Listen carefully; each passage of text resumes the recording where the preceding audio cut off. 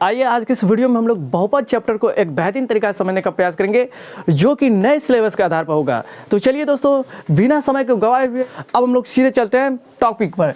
देखिए चैप्टर का नाम क्या है, बहुपद। तो देखिए इस चैप्टर को पढ़ने से पहले, इस चैप्टर को एक बेहतरीन तरीका से समझने से पहले, इसके पीछे में जो बाकी के कंसेप्ट है, इसके पीछे में जो बाकी जो छोटी छोटी बातें हैं, जो छोटी छोटी कंसेप्ट है, पहले उसको हम लोग क्लियर करेंगे। फिर इसके बाद इस चैप्टर को एक बेहतरीन तरीका से समझने का प्रयास करेंगे। तो देखिए इस चैप्टर को पढ़ने से पहले, इस चैप्टर को समझने से पहले आपको चर क्या होता है, अचर क्या होता है, ये गुणांक क्या होता है, बहुपद की घात क्या होता है, बहुपद कितने प्रकार के होते हैं, यानी तो बीजीय व्यंजक क्या है, या बीजीय व्यंजक कितने प्रकार के होते हैं, किस तरह के व्यंजक को बीजीय व्यंजक कहेंगे, किस तरह के बीजीय व्यंजक बहुपद कहलाते हैं। इन सारी छोटी छोटी महत्वपूर्ण बातों को एक बेहतरीन तरीका से समझने का प्रयास करेंगे। होता क्या है, बच्चा तो बेसिक बचपन से पढ़ा नहीं रहता है। होता क्या है, बच्चा बचपन से बेसिक को जाने नहीं रहता है और सीधे चले जाता है डायरेक्ट चैप्टर पर। तो ऐसी स्थिति में होता क्या है, वह चैप्टर उसको बोझ लगने लगता है। वैसी स्थिति में क्या होता है, उसको चैप्टर एक बेहतरीन तरीके से समझ में नहीं आता है। इसलिए कभी भी आप कहीं पर भी पढ़ रहे हो और कहीं पर भी नया चैप्टर स्टार्ट हुआ है तो वहाँ पर बोलिए कि इस चैप्टर के पीछे में जितने भी छोटी छोटी महत्वपूर्ण बातें हैं, जितने भी छोटी छोटी कंसेप्ट है, उसको सबसे पहले उसको कंप्लीट कराइए। फिर इसके बाद आप चैप्टर को चालू कीजिएगा तो आपको वह आसानी से समझ में आएगा। तो देखिए बहुपद को समझने के लिए आपको सबसे पहले चर जानना पड़ेगा। तो चर का मतलब क्या होता है, चर के बारे में जानेंगे। फिर इसके बाद अचर के बारे में जानेंगे और बहुत ज़्यादा टॉपिक है, बहुत सारे टॉपिक है। पहले चर के बारे में जानेंगे। तो जिस तरह से हम लोग देखते हैं, क्या देखते हैं हम गांव घर के समाज में, बकरी और कई प्रकार के जानवर, कई प्रकार के जीव जंतु और देखते हैं, मनुष्य देखते हैं एक स्थान पर ठहरता है, नहीं ठहरता है। तो जिस तरह से हम लोग देखते हैं किसी पशु पक्षी को या मानव को देखते हैं कि वो एक स्थान पर नहीं ठहरता है, यानी कि अपना स्थान चेंज करते रहता है। ठीक उसी तरह से चर उसे कहते हैं जिसका मान हमेशा बदलते रहता है। वैसी राशि जिसका मान फिक्स नहीं हो, वैसी राशि जिसका मान निश्चित नहीं हो, तो उसी तरह की राशि को कहते हैं हम लोग चर। यानी तो कह सकते हैं वैसी राशि जिसका मान फिक्स नहीं होता है, जिसका मान हमेशा बदलते रहता है। प्रभाव समझिए बढ़िया से। चर जिस तरह से हम समझते हैं कि किसी भी प्रकार के, मान के चलिए जंगली जानवर देखिए, कोई प्रकार के मतलब कि जो है जंतु देखिए, वह मान के चलिए एक स्थान पर दीजिएगा चरने के लिए, कहीं यहाँ पर चरा फिर वहाँ पर चरा, यानी कि अपना स्थान बदलते रहता है। चर का मतलब चरना, और चरना का मतलब क्या हो, किसी एक फिक्स जगह पर चढ़ता है, नहीं अलग अलग जगह पर चढ़ता है। ठीक उसी तरह से चर का मतलब यहाँ पर समझिए, चर वैसी राशि है जिसका मान हमेशा बदलते रहता है, यानी तो वैसी राशि जिसका मान निश्चित नहीं हो, यानी कि फिक्स नहीं हो, तो उसी तरह की राशि को कहते हैं हम लोग चर। जैसे मान के चलिए पूछेगा इसका एग्जाम्पल, तो एग्जाम्पल में जितना भी हो गया ABCD से लेकर के XYZ तक, अब बोलेगा सर जी इसको चर क्यों कहेंगे। अब भाई कोई व्यक्ति x के बारे में अलग अलग तरह सोच सकता है, वो x के बारे में 5 सोचेगा, आप x के बारे में 6 सोचिएगा, लेकिन ये जो है इसके बारे में अलग अलग व्यक्ति अलग अलग तरह से सोच सकता है। लेकिन आप 6 के बारे में कहेंगे, यार देखिए प्रभा, जैसे मान के चलिए 6 के बारे में कहेंगे तो हम तो 6 सोच रहा चाहिए, तो अमेरिका में जाकर कि 6 का मतलब क्या होता है, 8 भाई है, नहीं होगा। यहाँ पे हम 8 सोच रहे हैं, मान के चलिए बिहार में 8 का मतलब 8 होता है, तो क्या फ्रांस में जाएंगे तो 8 का मतलब क्या हो जाएगा, 10 हो जाएगा, नहीं, वहाँ पर भी 8 का मतलब, भले ही यहाँ पे 8 कह रहे हैं वहाँ पर 8 कहेगा, इंग्लिश में कहेगा, या जो उसका लैंग्वेज है फ्रांसीसी में, अब जिस तरह का देश है उस तरह का तो लैंग्वेज होगा, लेकिन 8 का भी मतलब वहाँ पर भी 8 ही होगा। हमारे कहने का मतलब अचर के बारे में हम आपको समझा रहे हैं। अचर उस तरह के राशि को कहते हैं जिसका मान नहीं बदलता है, कहीं पर भी नहीं बदलता, जिसका मान निश्चित हो, वैसी राशि जिसका मान निश्चित हो उसे हम लोग कहते हैं अचर। वैसी राशि जिसका मान निश्चित नहीं हो उसे हम लोग कहते हैं चर। चर वैसी राशि है जिसका मान हमेशा बदलते रहता है, यानी कि जिसका मान निश्चित नहीं रहता है, उसे हम लोग कहते हैं चर। हम आपको बताएं ना चर के बारे में, जब भी मान के चलिए चर और चर में कभी भी कन्फ्यूजन आए तो उस स्थिति में आप सोचिएगा सर जी बताए थे 15 का मतलब, अगर बिहार में 15 समझ रहे हैं तो यहाँ पे मुंबई में भी जाए, कहीं पर दुनिया के कई स्थान पर जाएंगे, किसी भी स्थान पर जाएंगे तो 15 का मतलब 15 होगा। लेकिन आप बोलेगा सर जी आप इसको क्यों कह रहे हैं चर। अब मान के चलिए XYZ, अब इसको फिक्स तो यहाँ पर नहीं सोच सकते हैं, इसका मतलब 5 होगा, 10 होगा, लेकिन इसका मतलब जो जान रहे यहाँ पर 6 है तो इसका मतलब कहीं पर भी जाएगा तो 6 होगा। अब मान के चलिए B का मतलब यहाँ पे कोई अलग अलग सोच सकता है, B का मान, तब ना 2 4 वाला रैखिक समीकरण आगे सॉल्व कीजिएगा तो उस स्थिति में x का मान, y का मान, इस चीज़ का मान अलग अलग आते रहता है, हमेशा अलग अलग आते रहेगा। x का मान कुछ और लीजिएगा, y का मान कुछ और आएगा, यानी कि ये सब जो है ना अनिश्चित वैल्यू देता है, कभी भी फिक्स वैल्यू नहीं देता है, इसे हम लोग कहते हैं चर। हम आपको पहले ही बताइए, किसी भी चैप्टर को शुरुआत करने से पहले पीछे में जाइए, पहले पीछे को जितने भी कंसेप्ट है उसको कंप्लीट कीजिए, फिर आप चैप्टर में घुसिएगा तो आपको चैप्टर आसानी से समझ में आएगा। तो वैसे आप लिख सकते हैं, लिखिए तो चर के बारे में, चर के बारे में लिखिए।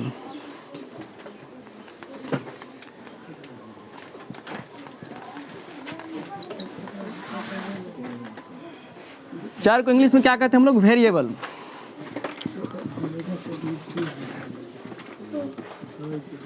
वैसी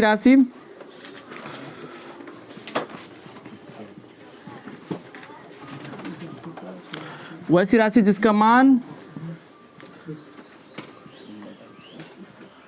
बदलते रहता है उसे चर यानी कि वेरिएबल।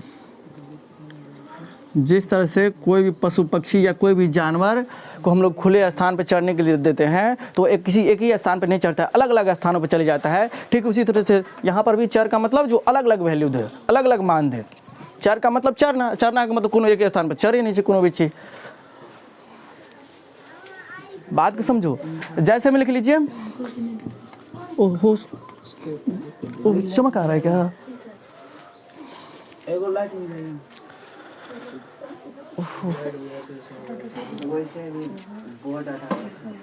बोर्ड अच्छा दिखाई दे रहा है। यहाँ पर आइए, नहीं यहाँ पर आ सकते हैं और आ जाइए।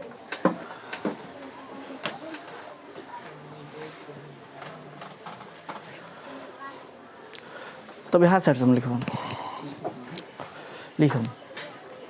वैसी राशि जिसका मान हमेशा बदलते रहता है या वैसी राशि जिसका मान निश्चित नहीं होता है यानी कि अनिश्चित होता है, उसे हम लोग क्या कहेंगे? चर। जैसे मान के चलिए ABCD डॉट XY Z तक ABCD का कोई भी लेटर वेरिएबल कहलाएगा। वेरिएबल का मतलब चर कहलाएगा, क्योंकि इसके बारे में हम फिक्स नहीं कह सकते हैं कि A का मान एक ही होगा, B का मान दुए होगा। अलग अलग व्यक्ति अलग अलग तरह के मान को सोच सकता है, इसलिए क्या हो गया? ये वेरिएबल हो गया। लेकिन 5 का मतलब हम जो सोचेंगे 5 आप भी सोचिएगा 5, 10 का मतलब हम जो सोचेंगे 10 आप भी सोचिएगा, पूरे दुनिया के अंदर में सोचेगा। लेकिन वहाँ पे अलग अलग भाषा है तो अलग अलग ढंग से सोचेगा। जैसे 5 सोचेंगे तो किसी मान के चलिए यहाँ पे हम 5 सोच रहे हैं तो जहाँ का लैंग्वेज होगा उसी के अनुसार से 5 का मतलब वहाँ पर भी 5 ही समझ जाएगा ना। समझिए बात को। पहले क्या करेंगे? पीछे में बहुत ज़्यादा कंसेप्ट है, जितने भी छोटी छोटी महत्वपूर्ण बातें हैं सब कुछ सीखेंगे। आपको ऑब्जेक्टिव में कभी कहीं भी दिक्कत नहीं आएगा ना। ऑब्जेक्टिव तो आपको थ्योरी से ही आएगा। चलिए चर के बारे में लिख लिए। लिखने में आप लोग हाथ चालू कीजिए। अचर के बारे में जानिए। अचर को इंग्लिश में क्या कहते हैं? कांस्टेंट।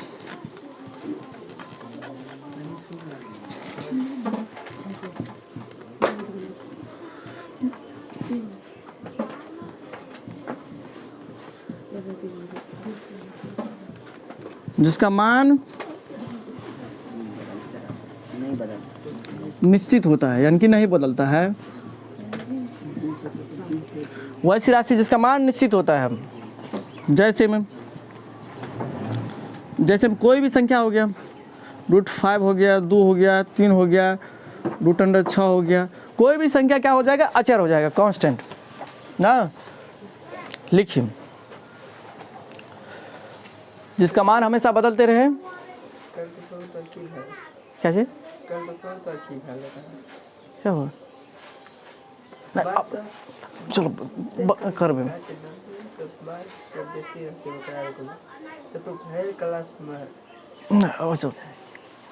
नहीं टेंशन।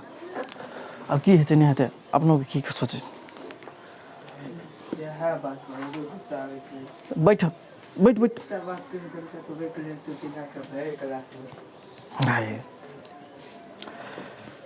लिख ला। चर अचर की परिभाषा। वैसी राशि जिसका मान हमेशा बदलते रहे यानी तो वैसी राशि जिसका मान निश्चित नहीं हो। वैसी राशि जिसका मान निश्चित हो यानी तो वैसी राशि जिसका मान नहीं बदले, उसे हम लोग कहते हैं कांस्टेंट यानी कि अचर। अचर का मतलब जिसका मान नहीं बदलता है यानी कि फिक्स होता है, निश्चित होता है। अब इसके बारे में समझ लिए चर अचर के बारे में। लिखने में आप कमी नहीं कीजिएगा। हो सकता है नहीं लिखेगा। चलिए नहीं लिखे उसमें हमारा क्या गलती है?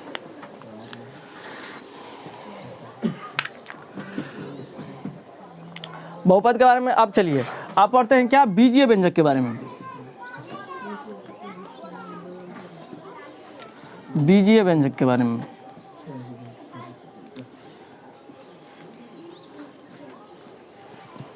बीजीय बीजीय व्यंजक का मतलब क्या होता है? बीजीय व्यंजक एक वैसा व्यंजक है जिसमें चर अचर के साथ जोड़ घटाव गणितीय संक्रिया है। गणितीय संक्रिया का मतलब क्या हुआ? चर के साथ गणितीय संक्रिया करने से जो व्यंजक तैयार होता है उसे हम लोग कहते हैं बीजीय व्यंजक। गणितीय संक्रिया का मतलब क्या हुआ? जोड़ घटाव गुना भाग। गणित के अंदर में 4 गुण है, इसी 4 को तो खेला होता है। कभी हम लोग जोड़ करते, कभी घटाव करते, कभी गुना करते, कभी भाग करते, अलग अलग स्थिति में अलग अलग तरह का गणितीय संक्रिया को इस्तेमाल करते हैं। गणितीय संक्रिया का मतलब समझा? गणितीय संक्रिया का मतलब कि बोले काम करे वाला। गणित के अंदर हम लोग किस चीज़ की सहायता से जनरली काम करते हैं? जनरली कि हमेशा लगभग उसी की सहायता से काम करते हैं, जोड़े घटो गुने भाग नहीं कहे, लेकिन वो जोड़ घटो गुना भाग अलग अलग तरीका से, अलग अलग माध्यम से करते हैं, अलग अलग तरीकों से करते हैं। तो बीजीय व्यंजक का मतलब क्या हुआ? वैसा व्यंजक जिसका निर्माण चर और अचर के साथ गणितीय संक्रियाओं के द्वारा हुआ हो, तो उसे हम लोग कहते हैं चर अचर के साथ गणितीय संक्रियाएं। चर और अचर के साथ यानी तो गणितीय संक्रिया बोल सकते हैं, यानी तो जोड़ घटाव गुना भाग क्रिया करने से जो व्यंजक तैयार होता है, बनता है, उसे हम लोग कहते हैं बीजीय व्यंजक। पहले एग्जाम्पल के बारे में सोचिए। जैसे मान के चलिए यहाँ देखिए 2x + 3y + 65x। अब देखिए यहाँ पे इसको समझिए। जैसे मान के चलिए 6x² + 5y + 10। अब यहाँ पे 2 चर में है, यहाँ पे देखिए x एक चर हो गया और y। अब देखिए यहाँ पे मान के चलिए 3y² + 5y + 10। अब देखिए हम आपको समझाने की कोशिश कर रहे हैं कि आखिरकार ये बीजीय व्यंजक क्या होता है। बीजीय व्यंजक में क्या होगा? चर होगा, एक अचर होगा। चर अचर रहेगा और चाहे जोड़ का चिन्ह है चाहे घटाव का चिन्ह है। यहाँ पे देखिए भले ही आपको लग रहा है कि यहाँ पे जोड़ का तो चिन्ह है, यहाँ पे गुना का चिन्ह नहीं है, गुना भी है। बोलो कैसे? अब जो है 6x² जो आया है तो 6 × x², तो यहाँ मान के चलिए 6x² दे देगा, 5y² दे देगा। इस स्थिति में क्या हो जाएगा? ये सब क्या है? गुने करके आया हुआ है। तो हमारे कहने का मतलब क्या हुआ? एक बीजीय व्यंजक की रचना किस तरह से होता है? रचना का मतलब क्या हुआ? एक बीजीय व्यंजक का निर्माण किस तरह से होता है? चर और अचर के साथ गणितीय संक्रियाओं का इस्तेमाल करते हैं। गणितीय संक्रिया मतलब चाहे जोड़ कीजिए, यहाँ पर जोड़ ही नहीं दे सकते हैं, घटाव भी दे सकते हैं, या नहीं तो भाग भी दे सकते हैं, कुछ भी दे सकते हैं। यानी कि चर अचर के साथ क्या करेंगे? गणितीय संक्रियाओं का इस्तेमाल करेंगे, गणितीय संक्रियाओं का प्रयोग करेंगे, तब जो व्यंजक का निर्माण होगा तो उसे हम लोग क्या कहेंगे? बीजीय व्यंजक। बीजीय क्यों कहते हैं? क्योंकि बीजीय मतलब क्या हुआ? जोड़ घटाव गुना भाग काम करते हैं। गणित में आप अलजेब्रा तो पढ़े होंगे, अलजेब्रा में क्या होता है? जोड़े घटे गुना ना होता है। बात को समझिए। व्यंजक का मतलब ये, इसको जो लिखते हैं इसी को कहते हैं हम लोग, इस प्रकार से जो हम लोग लिख रहे हैं इसको कहते हैं हम लोग व्यंजक। बीजीय का मतलब क्या हुआ? जहाँ पर गणितीय संक्रिया का इस्तेमाल हो। अब गणित पढ़ रहे हैं और गणितीय संक्रिया का इस्तेमाल नहीं करेंगे, ऐसा कभी हो सकता है? माछ बना रहे हैं उसमें तेल नहीं देंगे तो ऐसा कभी बात हो सकता है? तेल तो देना ही पड़ेगा। थोड़ा बात को समझे। बीजीय व्यंजक, सिर्फ बात समझा। बीजीय व्यंजक वैसे व्यंजक को कहते हैं जिसमें चर और अचर के साथ जोड़ घटाव गुना भाग की क्रिया के द्वारा बनता है। चर और अचर के साथ जोड़ घटाव गुना भाग की क्रिया के द्वारा बने हुए व्यंजक को क्या कहते हैं हम लोग? बीजीय व्यंजक। यानी तो वह व्यंजक जिसका निर्माण चर अचर के साथ हुआ हो। चर अचर के साथ आधारभूत संक्रिया कहिए या गणितीय संक्रिया कीजिए। आधारभूत का मतलब जिसका आधार है। गणित का आधार क्या है? जोड़े घटाव गुना भागना है। अभी यहाँ पे आपको समय लगेगा क्योंकि हम पूरा डेप्थ में जा रहे हैं, गहराई में छोटी छोटी बातों को समझा रहे हैं। इन छोटी छोटी बातों को जब आप जान लीजिएगा, सारे बातों के कंसेप्ट पीछे में जो भी आपको अगर हो सकता है जो पढ़े होंगे तो उसके लिए तो और रिवीजन हो जाएगा, और जो नहीं पढ़े होंगे उसका तो तैयारी भी हो जाएगा एक बेहतरीन तरीके से। आप इतने सारी बातों को जान लीजिएगा तब आप चैप्टर में घुसिएगा तो आपको चैप्टर हलवा लगेगा, एक बेहतरीन तरीके से आप समझ जाइएगा। तो लिखिए बीजीय व्यंजक का परिभाषा।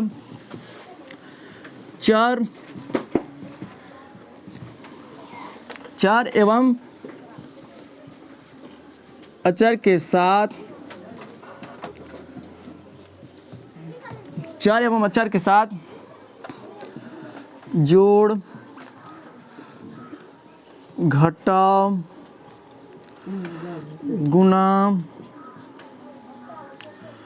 भाग। चर एवं अचर के साथ जोड़ घटाव गुना भाग, यानी कि इसी को कहते हैं हम लोग क्या? गणितीय संक्रिया या आधारभूत। चर एवं अचर के साथ जोड़ घटाव गुना भाग करने से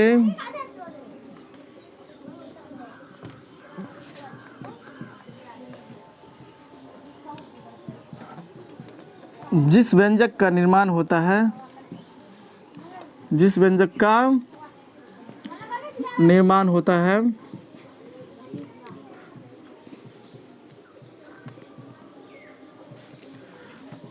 उसे हम क्या कहेंगे? बीजीय व्यंजक। उसे हम बीजीय व्यंजक कहते हैं। उसे हम बीजीय व्यंजक।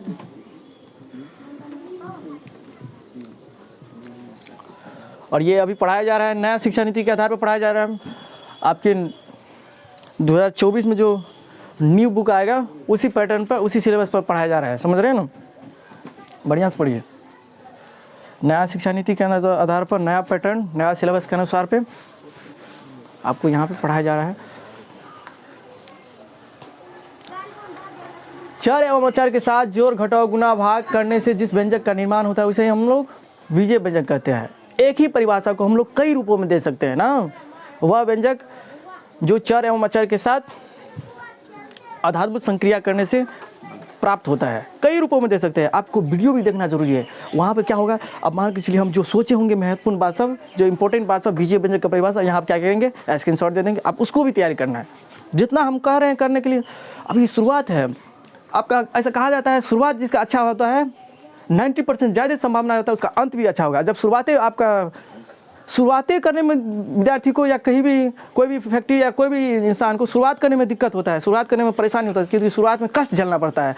अब जब लत लग गया काम करने का, तब तो जब किसी चीज़ के बारे में मान के चलिए नहीं सीखे हैं, सोचने के लिए नहीं सीखे हैं, तो शुरुआत में टाइम लगेगा, शुरुआत में टेंशन भी होगा, है मेहनत करना पड़ता है। जब एक बार आपका आदत हो गया सोचने का, तब देखिए शुरुआत ऐसा कहा जाता है, शुरुआत जिसका अच्छा हो उसका अंत भी अच्छा होगा नाम। तो कई रूपों में दे सकते हैं। वह व्यंजक जो चर एवं अचर के साथ आधारभूत संक्रिया के निर्माण के द्वारा बना हुआ हो उसे हम लोग कहते हैं बीजीय व्यंजक। अब आइए और एक बेहतरीन तरीका से समझने का प्रयास करते हैं। बीजीय व्यंजक का एग्जाम्पल लेते हैं कुछ। देखिए 3y⁻3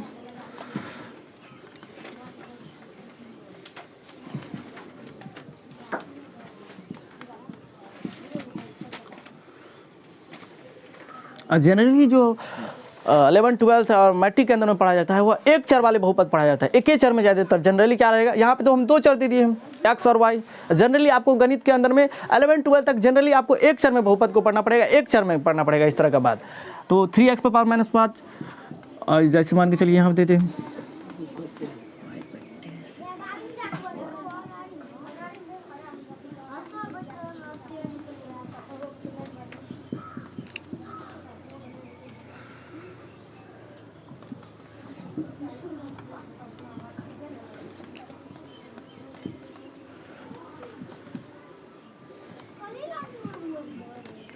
अब देखिए यहाँ पे हम आपको क्या समझाने की कोशिश कर रहे हैं बीजीय व्यंजक के बारे में।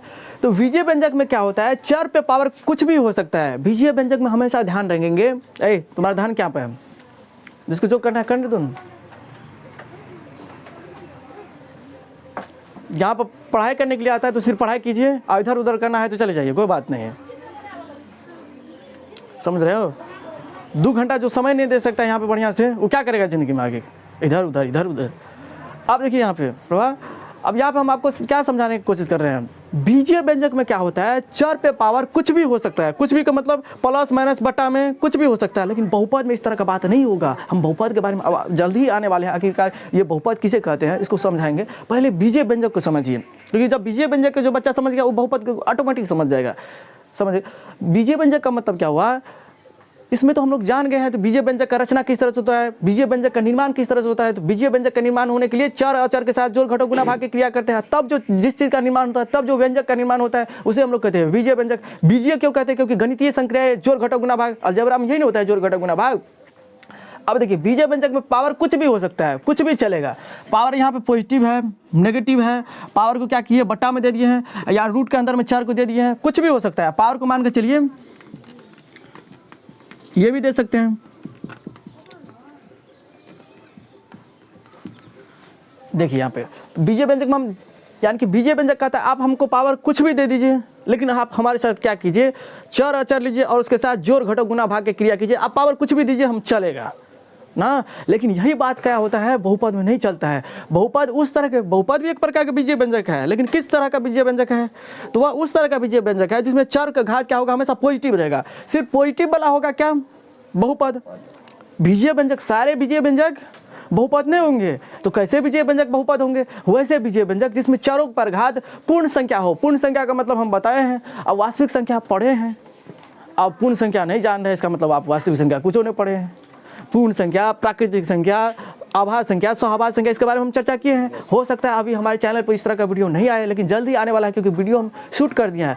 वीडियो शूट करना पड़ता है, इसके बाद फिर क्या करना पड़ता है, एडिटिंग करना पड़ता है, कई प्रक्रिया से होकर गुजरना पड़ता है। तो जल्दी हमारे चैनल पर वास्तविक संख्या का वीडियो आने वाला है, आप लोग उस वीडियो को जरूर देखिएगा। यानी तो इससे पहले भी हमने वास्तविक संख्या के बारे में, इस चैप्टर के बारे में पहले भी, इससे पहले वीडियो डाल दिए हैं, वहाँ से आप लोग देख सकते हो। बेसिक मजबूत हो जाएगा, फिर यहाँ पे आपको समझने में दिक्कत नहीं होगा। छोटी छोटी बातों को जानना ही जरूरी है। वही छोटी छोटी बात आप नहीं जानते रहते हैं, इसलिए गणित बोझ लगने लगता है, इसलिए गणित समझ में नहीं आता है। वही छोटी छोटी बातों को आपको कंट्रोल करना है, मजबूत करना है, ताकि आपको आगे समझने में दिक्कत ना हो। हम आपको समझा रहे हैं बीजीय व्यंजक के बारे में। तो बीजीय व्यंजक का निर्माण किस तरह से होता है, आखिरकार ये बीजीय व्यंजक होता है क्या है, इसके बारे में तो आप लोग जान लिए। और बीजीय व्यंजक में चर पे पावर कुछ भी हो सकता है।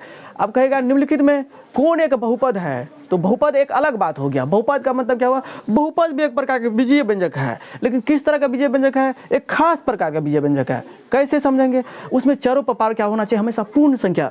पूर्ण संख्या का मतलब क्या हुआ, शून्य सहित सभी धनात्मक संख्या को, हाँ पूर्ण संख्या। यानी तो प्राकृतिक संख्या में जब जीरो को शामिल कर देते हैं तो उस स्थिति में जिस चीज़ का निर्माण होता है उसे हम लोग कहते हैं पूर्ण संख्या। पूर्ण संख्या जीरो से स्टार्ट होता है, 0 1 2 3 4, तो कभी भी ये शून्य है। पूर्ण संख्या का मतलब 1.1 1.3, जीरो से स्टार्ट होता है तो आगे ये न बढ़ते रहते हैं। पूर्ण संख्या का मतलब कभी भी शून्य है बट्टा में, पूर्ण संख्या का मतलब कभी भी शून्य है -1 -2 पूर्ण। अब जब बच्चा पूर्ण संख्या के बारे में जान रहा है, इसका मतलब ये सारी बातों को समझाने की आवश्यकता नहीं पड़ेगा टीचर को। पूर्ण संख्या का मतलब जीरो से आगे बढ़ना है, तो जीरो से पीछे जाइएगा तो नेगेटिव होगा, तो नेगेटिव वाला थोड़ी होगा पूर्ण संख्या। ना तो नेगेटिव वाला होगा, ना तो दशमलव वाला होगा, ना तो बट्टा वाला होगा। अब जब ये बात की समझ रहे, इसका मतलब बहुपद जान गए। अब आइए और छोटी छोटी महत्वपूर्ण बातों को समझते हैं। देखिए, आपको कई बार एग्जाम में पूछ देता है कि y³ का गुणांक क्या होगा। कई बार आपको एग्जाम में पूछ देगा y का गुणांक क्या होगा। गुणांक का मतलब क्या हुआ, किसी पद का संख्यात्मक गुणनखंड। किसी पद का संख्यात्मक गुणनखंड, किसी पद का संख्यात्मक गुणनखंड का मतलब क्या हुआ, जिसके बारे में कहेगा कि फलना का गुणांक क्या है, तो फलना के बगल में देखेंगे क्या है। अब y³ का गुणांक के बारे में पूछ रहा है, तो y³ के गुणांक, y³ के बगल में देखेंगे, y³ के बगल में कितना है 3। बात को समझिए। अब मान के चलिए कहेगा, यहीं पे देखिए y² का गुणांक क्या है, तो y² के गुणांक का मतलब y² के बगल में देखेंगे क्या है 3। कुछ भी पूछ सकता है। अब मान के चलिए इस तरह से दे देगा y पे पावर 6/7 का गुणांक क्या है, तो 5। किसी पद का गुणांक वह होता है जो उसके बगल में रहता है। मान के चलिए किसी चर का गुणांक कैसे पहचानेंगे, उस चर के बगल में देखेंगे उस संख्या क्या है, वही संख्या क्या कहलाएगा, उस पद का, उस चर का क्या कहलाएगा, गुणांक कहलाएगा। अब बात को थोड़ा थोड़ा समझिए। आपका चैप्टर चल दिया है, चैप्टर लाइन पे है, और अब धीरे धीरे समझिए और आपको समझ में आ जाएगा। ये बात समझ गए कि आखिरकार गुणांक क्या होता है। अब इसके बाद समझिए, बहुपद की घात के बारे में पूछते रहता है, हमेशा एग्जाम में पूछता ही है। एक अंक में हमेशा एग्जाम में ऑब्जेक्टिव में पूछते ही रहता है कि बहुपद की घात को बताइए। सिर्फ समझिए, यही छोटी छोटी बात है, आपको ऑब्जेक्टिव में काम आएगा, है ना। चैप्टर को शुरुआत करने से पहले चैप्टर के पीछे में जितना भी थ्योरी है उसको तो समझना जरूरी है, तब ना चैप्टर स्टार्ट करेंगे।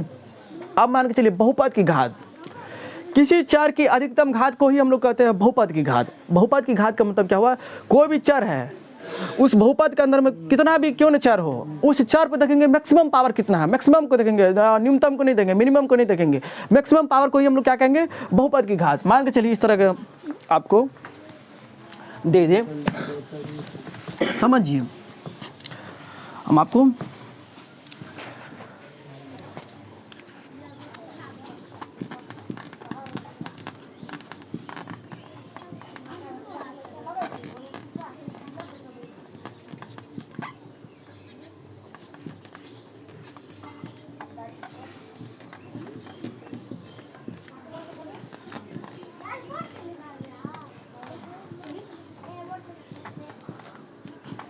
मान के चलिए, यहाँ पे देखिए 6y³ + 6y 50 18y² -20 दे देगा। और उस स्थिति में पूछ लेगा आपको बहुपद की घात बताइए। तो बहुपद की घात का मतलब क्या हुआ, देखेंगे मैक्सिमम पावर कितना है। मैक्सिमम पावर यहाँ पे देखो 4 है, तो इसकी बहुपद घात क्या हो जाएगा 4। अब इसमें मैक्सिमम घात देखिए, मैक्सिमम पावर देखिए, पावर का मतलब 4 पे ऊपर वाला देखिए, तो मैक्सिमम घात यहाँ पे 20 है, 18 है, 15 है, सबसे ज़्यादा, तो इसकी बहुपद की घात पूछेगा। इसी तरह से दे देगा, ये समीकरण दे देगा, ये समीकरण नहीं है क्योंकि समीकरण का मतलब बराबर लगना चाहिए। समीकरण किसको प्रदर्शित करता है? समीकरण बराबर को प्रदर्शित करता है ना, रिप्रेजेंट किसको करता है समीकरण।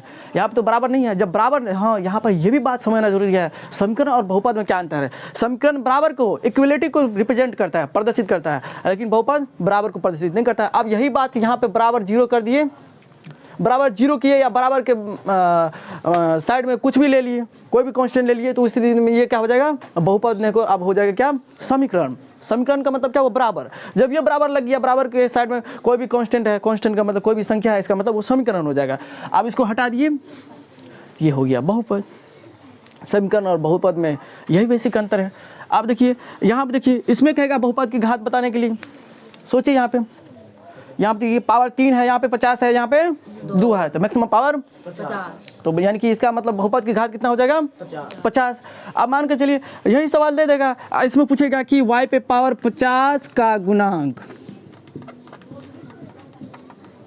क्या होगा, y पे पावर 50 का गुणांक क्या होगा। तो इसके बगल में किसी भी चीज़ के गुणांक के बारे में पूछेगा, तो उसके बगल में देखेंगे, तो इसके बगल में 6 है, तो यानी कि इसका आंसर, बात समझ रहे हो। गुणांक का मतलब क्या हुआ, किसी पद का संख्यात्मक गुणनखंड, किसी पद का संख्यात्मक गुणनखंड, या किसी चर के बगल में, आप मान के चलिए किसी पद का संख्यात्मक गुणनखंड, कितना विजातीय गुणनखंड का मतलब ही नहीं समझता होगा।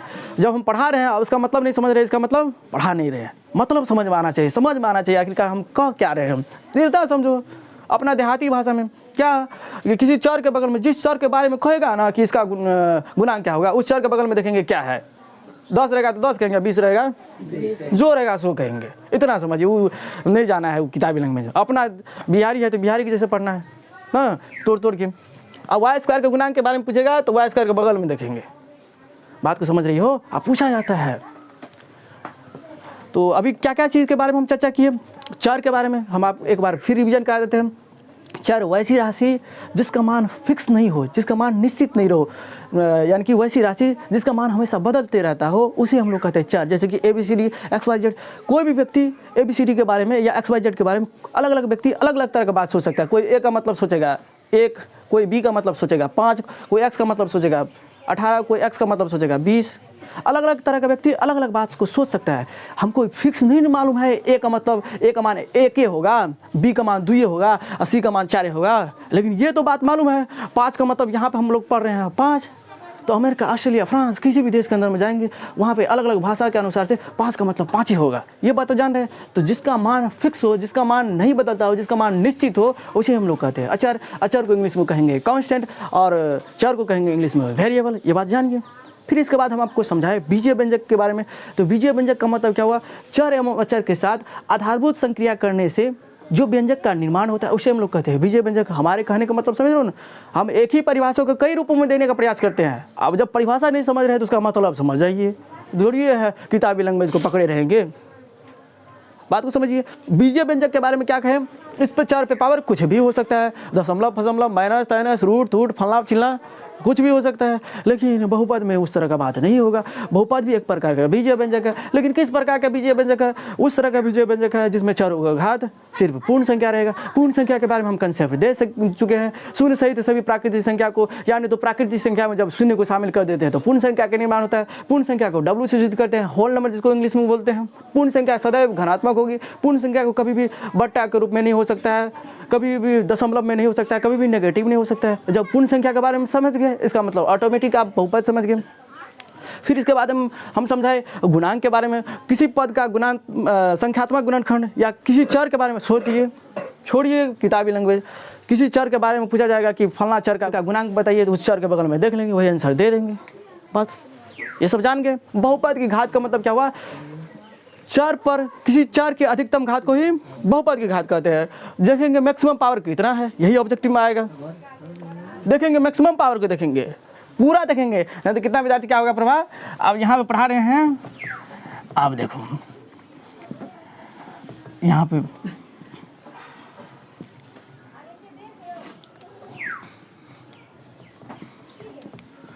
अब सूर्य में देखेगा, 3 है मैक्सिमम। अब अंतिम तक नहीं देखेगा, और अंतिमों में भी है, और यहीं पे देखेगा 3 है, ऑप्शन में सूर्य में 3 डलेगा, चलो 3 मार देते हैं।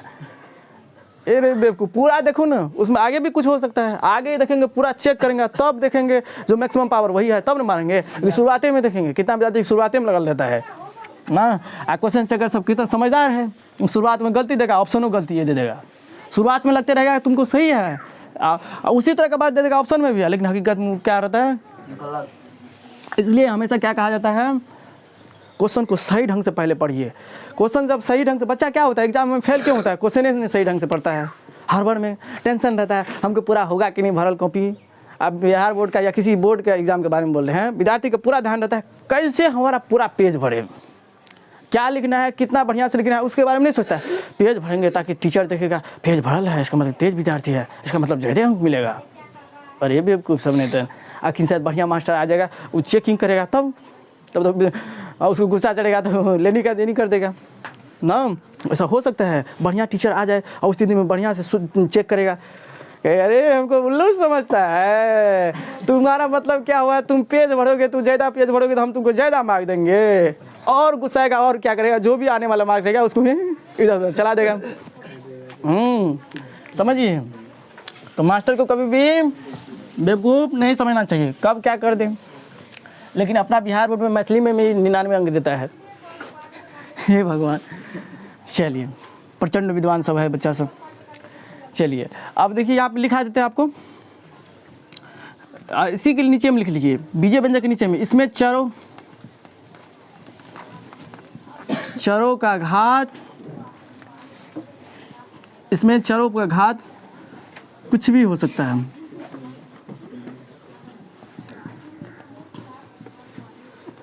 ऑनलाइन वाले बच्चे हो सकता है आपको दिखाई ना पड़े, हम बोल रहे हैं उस पर ध्यान दीजिए, नहीं तो बोर्ड साफ नहीं है, इधर वो नहीं है। बुराई देखने वाला हमेशा बुराई खोजेगा ना, समझे। सोना में भी बुराई खोज लेता है तो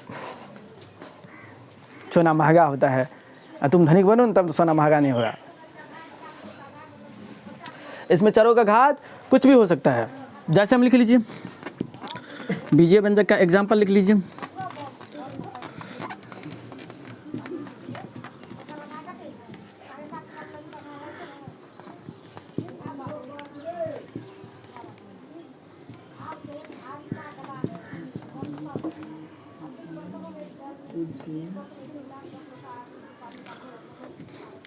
यहाँ पे चर पे पावर नेगेटिव भी दे सकते हैं, कुछ भी दे सकते हैं हम।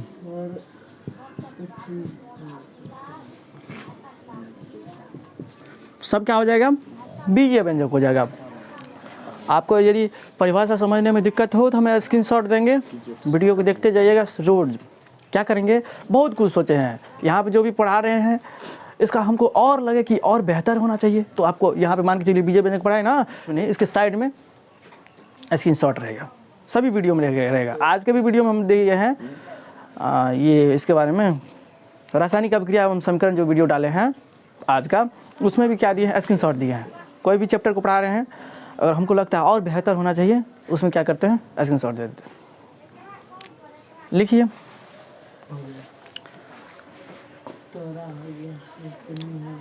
लिख लिए? अच्छा चलिए,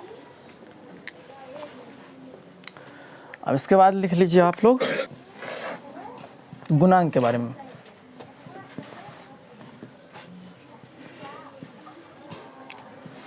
किसी पद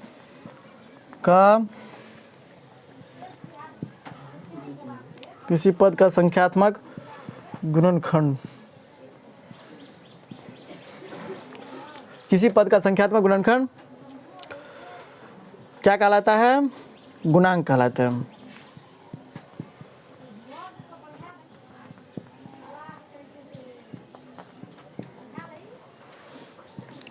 जैसे मान के चलिए रासायनिक अभिक्रिया एवं समीकरण चैप्टर को ख़त्म कर दिए, अगर उसमें हमको स्पेशल रूप से पढ़ाना है तो उसको पढ़ाएंगे कब, रविवार को। मान के चलिए वास्तविक संख्या भी खत्म हो गया, उसमें और एक्स्ट्रा क्वेश्चन कराना है तो रविवार को एक्स्ट्रा क्लास रहेगा, समझ गए। रविवार के दिन में अलग अलग बोर्ड के अंदर में उस चैप्टर के अंदर से क्या क्या क्वेश्चन पूछा गया है और क्या होना चाहिए बेहतरीन बनाने के लिए, बेहतर से बेहतर का हमेशा तलाश में रहना चाहिए, नहीं गोबर है तो गोबरे रहेंगे। किसी पद का संख्यात्मक गुणनखंड गुणांक कहलाता है। जैसे मान के चलिए, जैसे हम लिख लीजिए, समझो x square plus 7x³ plus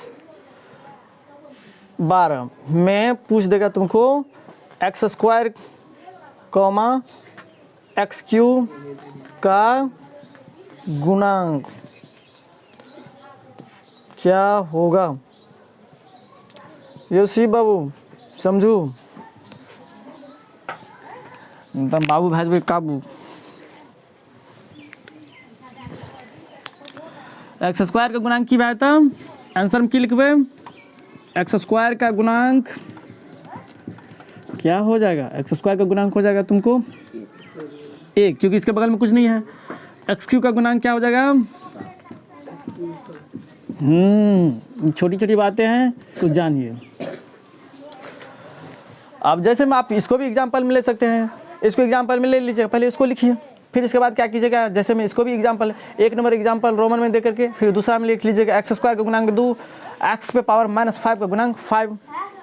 इस तरह से आपको लिखना है ना, आपको कहीं पर भी दिक्कत नहीं होगा।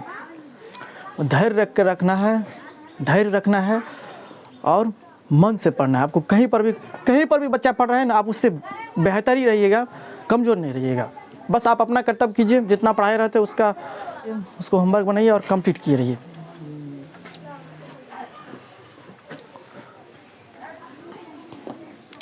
हो सके विद्यार्थी नहीं आ रहा है तो चैनल को सपोर्ट कीजिए। तो हमारे टीचर के पास, हमारे शिक्षक के पास नहीं जा रहे हैं तो एक बार देख लो, तो हमारे शिक्षक जो पढ़ा रहे हैं अभी देख लो, डेमो क्लास देख लो यूट्यूब पे, समझ रहा है कि नहीं समझ रहा है यार, तो हमको ही प्रयास करना पड़ेगा, हम ही बोलेंगे। नहीं किसी विद्यार्थी को अभी तक बोले हैं ये सब बात, तो बोलना तो पड़ेगा। अब जिस चीज़ का प्रचार नहीं होगा उसका व्यापार नहीं बढ़ेगा, तो प्रचार होगा तभी ना व्यापार बढ़ेगा। है कोई भी कंपनी के बारे में जानते हैं, फलना कंपनी ऐसा है, तब ना उसकी तरफ हम लोग जाते हैं, इसलिए ना ऐड लगाया जाता है। अभी भी हम लोग जो है वीडियो डालते हैं तो हमारे वीडियो पे ऐड आ रहा है। ऐड का मतलब प्रचार, प्रचार का मतलब उस चीज़ का बढ़ावा देना ना। टीवी में देखते हैं जिस चीज़ का प्रचार नहीं बढ़ेगा उसका व्यापार। अगर हम भी चाहते हैं कि हमारा कोचिंग बढ़िया हो तो हमको खुद से प्रचार करना पड़ेगा, जा करके। संघर्ष तो सबको ना करना पड़ेगा, अभी शुरुआत किए हैं, संघर्ष तो करना पड़ेगा ना। अब जब संघर्ष में हम दिन कटेगा, एक दिन सफलता जरूर मिलेगा, ये बात जरूर है। अगर हमारा वीडियो लगातार चैप्टर बाय चैप्टर सॉल्यूशन होते रहेगा, वीडियो शूट होते रहेगा, तो आज हम बोल रहे हैं हमारा चैनल कहीं ना कहीं जा करके भारत का नंबर 1 चैनल बनेगा। चाहे लेट बने सेट बने, लेकिन ज़रूर बनेगा। वीडियो हमारा शूट होते रहे तो देख लो, 6 महीना के अंदर में हम कहते हैं हमारा चैनल अगर पूरा बिहार में अगर 1 नंबर नहीं होगा तो फिर कहिएगा। वही है, कुछ गड़बड़ कर दिए हैं, उसको सुधारना है। चैप्टर बाय चैप्टर सब बढ़ाएंगे ना, जाएगा, तुम देखना। तो आज नहीं तो कल जाएगा, 5-6 महीना के अंदर में तू देख लो। बिहार में किसी का भी यूट्यूब चैनल चलेगा एजुकेशन का, तो हमारा भी चलेगा, ये बात हम गारंटी देते हैं हाँ, क्योंकि हम पढ़ाएंगे उस तरह से। अच्छा चलिए, गुणांक के बारे में समझ लिए, चर अचर के बारे में, बीजीय व्यंजक के बारे में समझ लिए। अब आइए समझते हैं किसके बारे में, बहुपद की घात के बारे में। तो बहुपद की घात तो हम पढ़ाइए दिए, समझा दिए हैं। बहुपद की घात,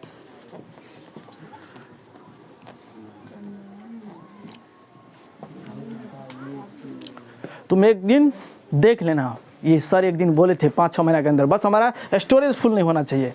स्टोरेज फुल हो जाता है मोबाइल में, काम खत्म। तुम देखना इसी 6 महीना के अंदर में हम नहीं चमके तो हम सब कुछ छोड़ देंगे, क्योंकि बहुत ज़्यादा रिस्पॉन्स लिए। पूरा दुनिया जा रहा है, बाहर जाके पढ़ाई कर रहा है, बीपीएससी की तैयारी, फलना चिलना तैयारी, हम बहुत चीज़ की तैयार किए हुए हैं ना, इसी के चलते तैयार किए हुए हैं। ऐसा कहा जाता है जिस चीज़ के पीछे सही रूप में लग जाइए वो चीज़ सक्सेस होगा, भले ही आपको परेशान करेगा। और जिस चीज़ में परेशानी नहीं है उसका मतलब उसमें सफलता भी छोटा है। जिस चीज़ में आपको बहुत ज़्यादा परेशानी लग रहा है, कठिनाई आ रहा है, उसका मतलब वो चीज़ सही है, परेशानी आना चाहिए। बहुपद की घात का मतलब क्या हुआ, किसी चर पर अधिकतम, किसी चर पर अधिकतम घात को ही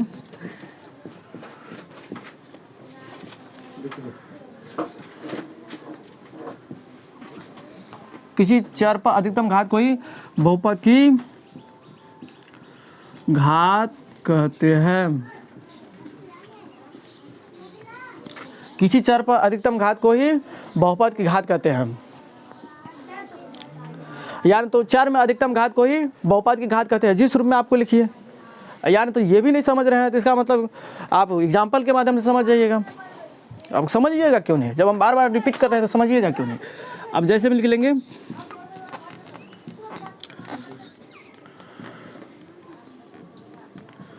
एक चर वाले बहुपद है, जनरली 11 12 तक एक ही चर वाले बहुपद को पढ़ा जाता है। वैसे 2 चर में भी हो सकता है, 3 चर में भी हो सकता है।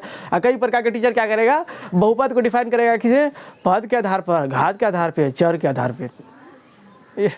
पद के आधार पे, घात के आधार पे तो समझ में आता है, चर के आधार पे, चर के आधार पे तो आप सोचिएगा तो जो है कई प्रकार के चर हो जाएगा। ABCD से लेकर तो 26 प्रकार के बहुपद होता है चर के आधार पर, 26 को लेटर है। तो वैसे कहा जा सकता है जो कितने प्रकार, मान के चलिए ये बहुपद दे देगा, इसमें कहेगा कितने चर है, इस तरह से क्वेश्चन पूछ सकता है। नहीं तो मैं है नहीं, इस तरह से दिया है 6y + 8x + 9z, ये भी बहुपद है, लेकिन इसमें पूछेगा कि बहुपद है तो इसमें कितने चर है, तो 3 चर है। 3 चर वाले बहुपद, 5 चर वाले बहुपद, 250 चर वाले बहुपद, वो हम नहीं पढ़ाएंगे। अब बहुपद का मीनिंग हम आज समझाएंगे, बहुपद क्या है। वो तो बहुपद के बारे में सब आदमी जानता है। और कितना विद्यार्थी एक पदी बहुपद को भी बहुपद मानेगा, एक पद वाले संख्यात्मक मान को भी एक पद वाले, एक पदी को बहुपद नहीं कहते हैं। बोलो कैसे? अब बहुपद का मतलब क्या होता है, बहुत पद, एक पद बहुत पद हो गया। वैसे एक पार्ट है, एक हिस्सा है, उसको मान सकते हैं, लेकिन बहुपद उसको एक पद वाले को नहीं मानेंगे, क्योंकि बहुपद का मतलब ही है बहुपद मतलब बहुत, अनेक, ज़्यादा। पद का मतलब जो आप जिस तरह से संख्या को लिखते हैं, कितना पद होता है अभी आपको पता चलेगा। 6y³ + 8y² 9y - 20 में कहा देगा, इस तरह से क्वेश्चन रहेगा, बहुपद की घात है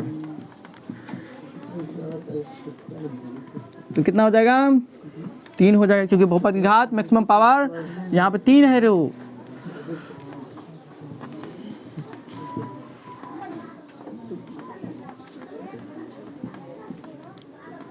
पहले क्या होता था, हम अभी भी क्या हो रहा है, आंगन के देख करके जो है ना हमको थोड़ा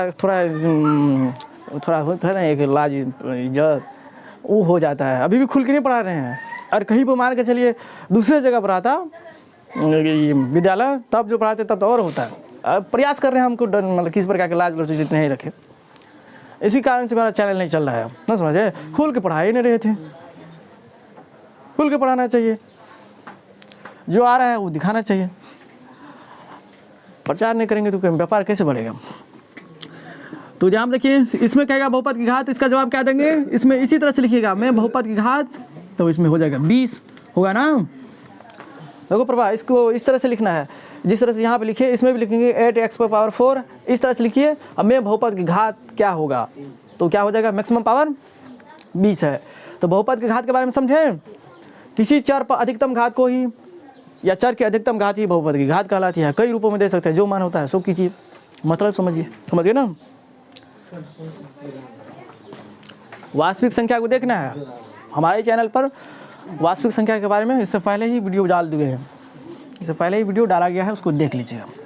बहुपद की घात हो गया ना, इसको भी देखना है। इसको किस तरह से देखना है, अब मान के चलिए हमको, और हम बार बार बता रहे हैं, हमको जब मान के चलिए और लगेगा बेहतर हो सकता है इसका डेफिनेशन, और कुछ हो सकता है ज़्यादा, तो इसको हम साइड में देंगे। जीवज देख लेगा, जीवज पंडित बन जाएगा, हमारा नाम हो जाएगा, जीवज का भी नाम हो जाएगा ना, जीवज का पापा का ही नाम हो जाएगा, और जीवज जिस राज्य में रह रहा है उस राज्य का भी नाम हो जाएगा। तो इस तरह से बनना है। चलिए अब इसके बाद लिखते हैं हम लोग बहुपद। बहुपद के बारे में किस तरह में परिभाषा देंगे, कई रूपों में दे सकते हैं। वैसे सभी बार यही परिभाषा डेफिनेशन लिखा रहे हैं। वैसे व्यंजक जिसमें चरों पर घात पूर्ण संख्या हो, या वैसे बीजीय व्यंजक जिसमें चरों पर घात और ऋणात्मक पूर्णांक हो। और ऋणात्मक का मतलब नेगेटिव नहीं, और मतलब नहीं, या ऋणात्मक मतलब माइनस वाला नहीं, जिसको आप जानते हो। ऋणात्मक का मतलब जानते हो ना, ऋणात्मक और धनात्मक का मतलब नहीं जानते हो, तब इसका मतलब पढ़ाई क्यों करते हो। वैसे बीजीय व्यंजक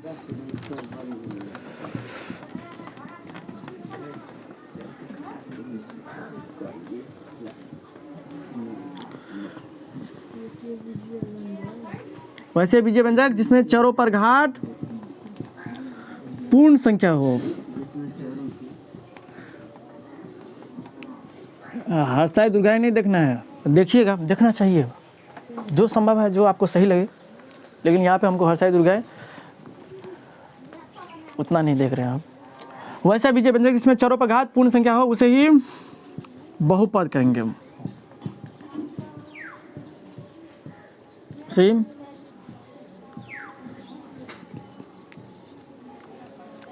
वीडियो को डेली देखते जाइएगा, आपको किसी प्रकार की दिक्कत नहीं होगा। जो भी महत्वपूर्ण बातें होगी, जो भी हम छोड़े हुए रहेंगे, सबको बताते जाएंगे। वैसे बीजीय व्यंजक जिसमें चरों पर घात पूर्ण संख्या हो उसे ही हम लोग क्या कहेंगे? बहुपद कहेंगे। या नहीं तो कहेंगे वैसे बीजीय व्यंजक या वैसे व्यंजक जिस पे चरों पर घात क्या होना चाहिए? और ऋणात्मक पूर्णांक होना चाहिए। और ऋणात्मक मतलब माइनस वाला नहीं, और मतलब नहीं, ऋणात्मक मतलब माइनस वाला नहीं, सिर्फ प्लस वाला। प्लस वाला में भी किस तरह का? जो सिर्फ पूर्ण संख्या के रूप में हो। पूर्णांक के बारे में आप जानते हो ना, पूर्णांक भी तो पूर्ण रूप में रहता है, कभी बट्टा दशमलव भिन्न में नहीं होता है। चलिए, बहुपद को पहचानने के लिए एक नंबर यह में हमेशा क्वेश्चन आएगा, जब तक दुनिया संसार रहेगा, जब तक ये बहुपद चैप्टर रहेगा इस दुनिया धरती पर, निम्नलिखित में कौन एक बहुपद है और निम्नलिखित में कौन एक बहुपद नहीं है, इस तरह का क्वेश्चन आते रहेगा। इसलिए बहुपद को पहचानने के लिए सीखिए। आइए हम आपको बहुपद को पहचानने के लिए सिखाते हैं।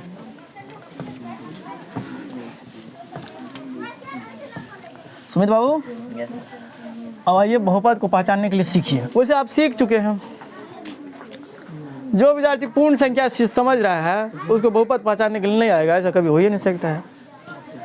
चलो, जैसे मैं मान के चलिए, जैसे मैं लिखने से पहले बहुपद के जैसे में लिखने से पहले बहुपद को पहचानने के लिए सीखिए।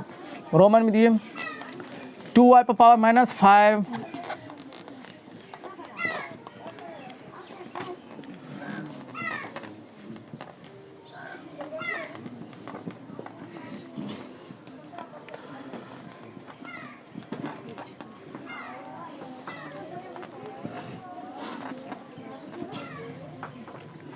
ये हो गया।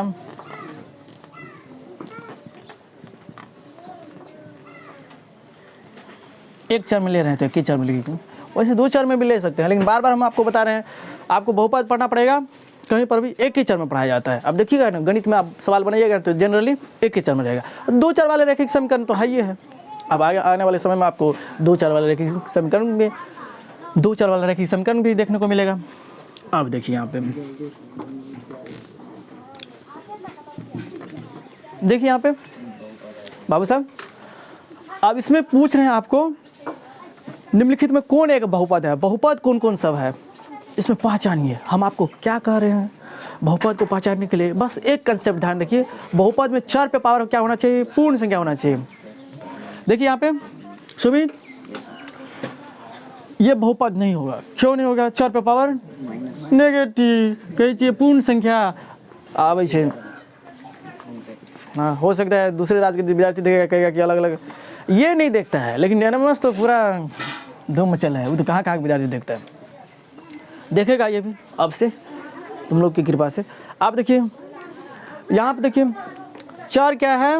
रूट के अंदर में है, तो रूट का मतलब क्या होता है? 1/2। रूट का मतलब 1/2। हाँ, रूट का मतलब 1/2, इसका मतलब 1/3, घनमूल का मतलब रूट का मतलब यानी कि वर्गमूल का मतलब 1/2 और घनमूल का मतलब 1/3। कब देंगे? जब घनमूल यहाँ पे 3 लिखा रहेगा तब, और यहाँ पे 3 लिखे कुछ और नहीं लिखा रहेगा तो स्थिति में 1/2।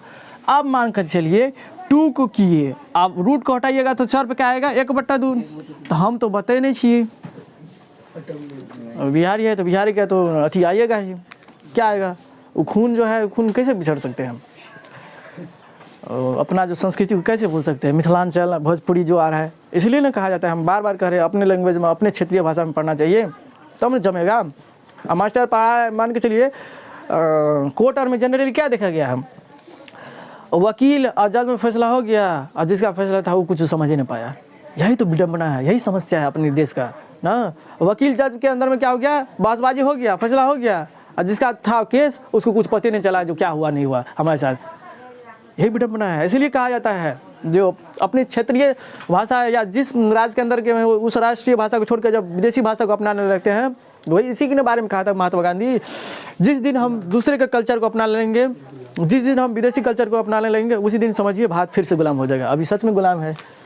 दूसरे देश में देख रहे हैं तरह तरह का कपड़ा पहनते हुए, तो हम लोग भी तरह तरह के कपड़ा पहन रहे हैं। दूसरे देश में देख रहे हैं ऐसे केस काटते हुए, तो हम लोग भी दूसरे देश में देख रहे हैं फटा हुआ कपड़ा पहनने के लिए, तो हम लोग भी फटा हुआ कपड़ा पहन के अपने आप को क्या समझते रहते हैं, डाउन समझते रहते हैं। डाउन का मतलब क्या होता है, नीचा ना। तो ऐसा नहीं होना चाहिए। तो बिहारी है तो बिहारी का खून तो आबे करेगा। अब चलिए, तो यहाँ पे देखिए रूट का मतलब क्या हुआ, 1/2। तो 4 पे पावर कभी भी पूर्ण यानी कि भिन्न रूप में आ जाएगा, तो इसका मतलब क्या हुआ, हाँ पूर्ण संख्या का मतलब क्या हुआ, ये भिन्न के रूप में नहीं आना चाहिए। इसका मतलब ये भी क्या होगा, बहुपद नहीं होगा। आप देखिए 4 बटा में भी नहीं आना चाहिए। 4 बटा में आ रहा है, देखो यहाँ पे। आप मान के चलिए तुमको कह देगा 1/x - 3 अब प्लस 6x², ये बहुपद है, कहेंगे नहीं। क्यों? क्योंकि 4 बटा में नहीं आना चाहिए। 4 कभी भी नीचे में नहीं आना चाहिए। अब क्योंकि नीचे से जब ऊपर में ले जाइएगा तो उस स्थिति में क्या हो जाएगा, प्लस का माइनस हो जाएगा। अब बहुपद माइनस वाला को रिजेक्ट कर देता है, ऐसे अपने करता है ना। बहुपद का जो कंडीशन है उस कंडीशन को फॉलो कीजिएगा तभी ना बहुपद एक्सेप्ट करेगा। किसी के साथ जाइएगा उसके सारे शर्त को मानिएगा तब ना तोरा साथ रहता हो ना। आप मान के चलिए हो गया इधर उधर, तब तो जो भी बनना लग रहेगा बात वो भी। आप देखेंगे ये भी बहुपद नहीं होगा क्योंकि 4 पे पावर बटा में है। चाहे नेगेटिव वाला रहे चाहे रूट के अंदर में चर रहे, अब इस तरह का बात आ जाएगा तो कहेगा कि कितना विद्यार्थी फंसाएगा टीचर फंसाएगा। रो बाबू, टीचर किस रूप में फंसाएगा, कहेगा तुमको तो सर पढ़ाए थे क्या, रूट के अंदर में कोई भी चर रहेगा तो इसका मतलब बहुपद नहीं होगा। तो यहाँ पे देखो रूट के अंदर में चर रहेगा, चर का जब वर्गमूल निकलते रहेगा, रूट के अंदर से बाहर हो गया इसका मतलब बहुपद होगा। वैसे चर जो रूट से बाहर नहीं निकलेगा तब उसको बहुपद नहीं कहेंगे। यहाँ पे x² का वर्गमूल तो हो जाएगा x, 4 का वर्गमूल 2, x² का वर्गमूल ये तो बाहर तो निकल गया, 2x + 6x³ + 6x², ये तो बहुपद होगा। वैसे चर जो रूट के अंदर में जाने पर, रूट के अंदर में रहने पर उसका वर्गमूल नहीं निकले, बाहर नहीं निकले, तब कहेंगे उसको बहुपद तू नहीं है। और जब रूट से बाहर निकल रहा है इसका मतलब बहुपद है। कठिनाई में है, संघर्ष में है, उससे बाहर निकल गया तुम बहुत बढ़िया है, और तुम खराब का खराबे रहा इसका मतलब तुम खराबे रहेगा ना। ये बेवकूफ़ क्या था, 4x² बुरे दौर में था, लेकिन बुरे दौर में से क्या किया, निकल गया तो क्या एक्सेप्ट कर लिया उसको। और तुम बुरे दौर में रहेगा इसका मतलब क्या हुआ, कभी कभी देखते रहते हैं गर्लफ्रेंड बॉयफ्रेंड में क्या देखते रहते हैं, तुमको कहेगा कि तुम ये चीज़ की तैयारी कर रहा है, ये चीज़ जॉब करेगा तब तुमको हम एक्सेप्ट करेंगे। तो वो अभी बुरे दौर में है और उसके लिए क्या करता है, वो पूरा मेहनत करेगा, जान प्राण लगा देगा, और जान प्राण लगाने के बाद वो निकल गया तुरंत एक्सेप्ट हो जाता है। और उस स्थिति में हो भी सकता है और नहीं भी हो सकता है। बोलो कैसे? लड़का सोचेगा जिस समय में हम बुरे दौर से गुजर रहे थे उसी समय तुम साथ छोड़ दी थी, अब हम अच्छा दौर में आए हैं तो तब आएगी, तो तुम्हारे जैसे 1000 है ना, ऐसा देखने को मिलता है।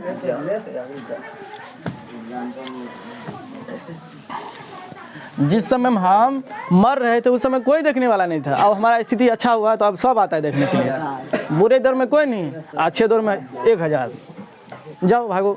नहीं अच्छा बढ़िया अच्छा रहेगा, वो सपोर्ट किए रहेगा हर चीज़ हर स्थिति में। लड़की ऐसे पढ़िए ऐसे कीजिए, आपको टेंशन नहीं लेना है, हम आप ही के हैं, तब तो कोई बातें नहीं है, तब तो लड़का पढ़ेगा, तब तो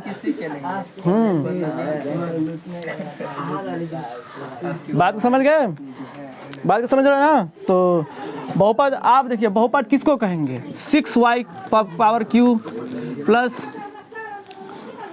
5y² माइनस 10, ये सब बहुपद है।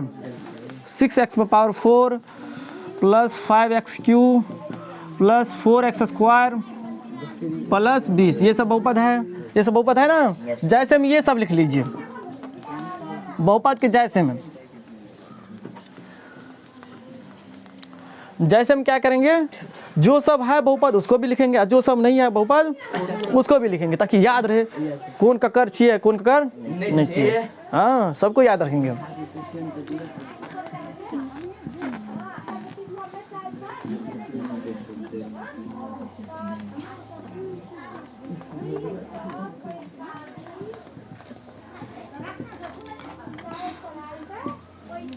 चाहे बहुपद रहे चाहे बहुपद नहीं रहे, वो सब क्या कहलाएगा? बीजय व्यंजक जरूर कहलाएगा। इसलिए बीजय व्यंजक में टेंशन नहीं है, सब बीजय व्यंजक कहलाएगा। चर अचर के साथ जोड़ घटाव गुना भाग है, बीजय व्यंजक होगा ही।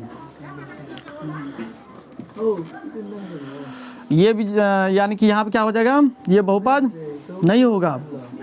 हाँ, आपको पहचानने के लिए, ताकि ध्यान में रहे कि इस तरह का बात रहेगा तो बहुपद होगा, इस तरह का बात रहेगा तो बहुपद।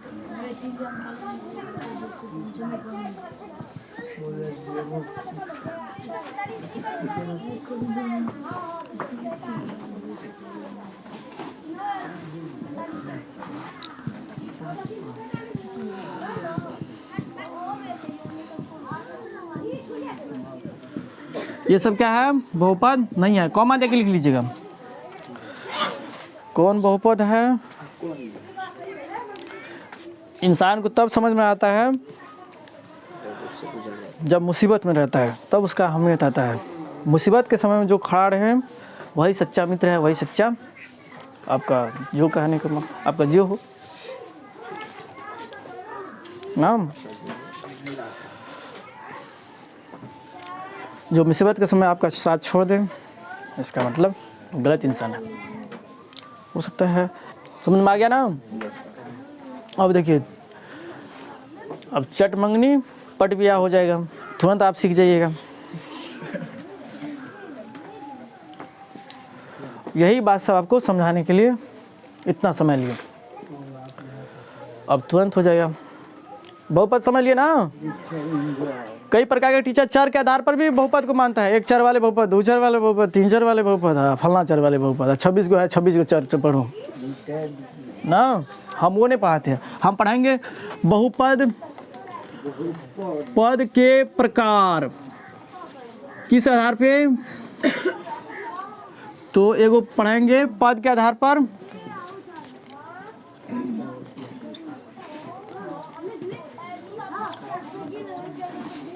पद के आधार पर, एगो घात के आधार पर,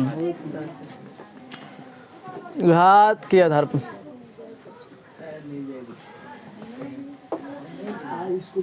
ना, पद के आधार पर और घात के आधार पर। इसको लिख लिए।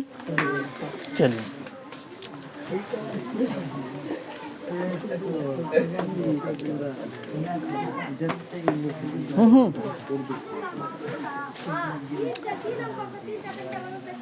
अब देखिए पद के आधार पे हम पढ़ा रहे हैं बहुपद, टाइप्स ऑफ पॉलिनोमियल। पॉलिनोमियल का मतलब क्या? बहुपद को अंग्रेजी में क्या बोलते हैं? पॉलिनोमियल। और इसको जो है डिवाइड किया हम लोग दो आधार पे, इसके प्रकार पद के आधार पे और घात के आधार पे। चलिए थोड़ा रामायण कहानी सुनिए तो इसके बारे में। जब रामायण कहानी समझ लीजिएगा तो राम किसकी पत्नी थी ये तो आपको जानकारी हो जाएगा।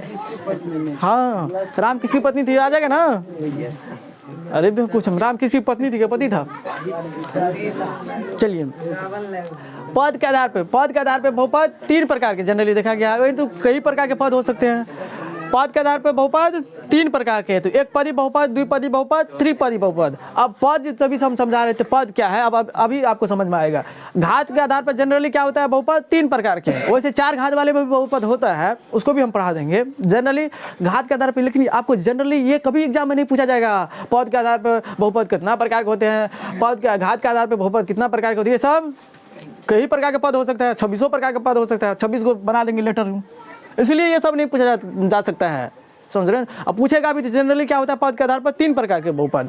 अब घात के आधार पर बहुपद तीन प्रकार के, चार प्रकार के भी हो सकते हैं, 5 प्रकार के भी हो सकता है। घात के आधार पर मैक्सिमम घात तो 100 भी हो सकता है।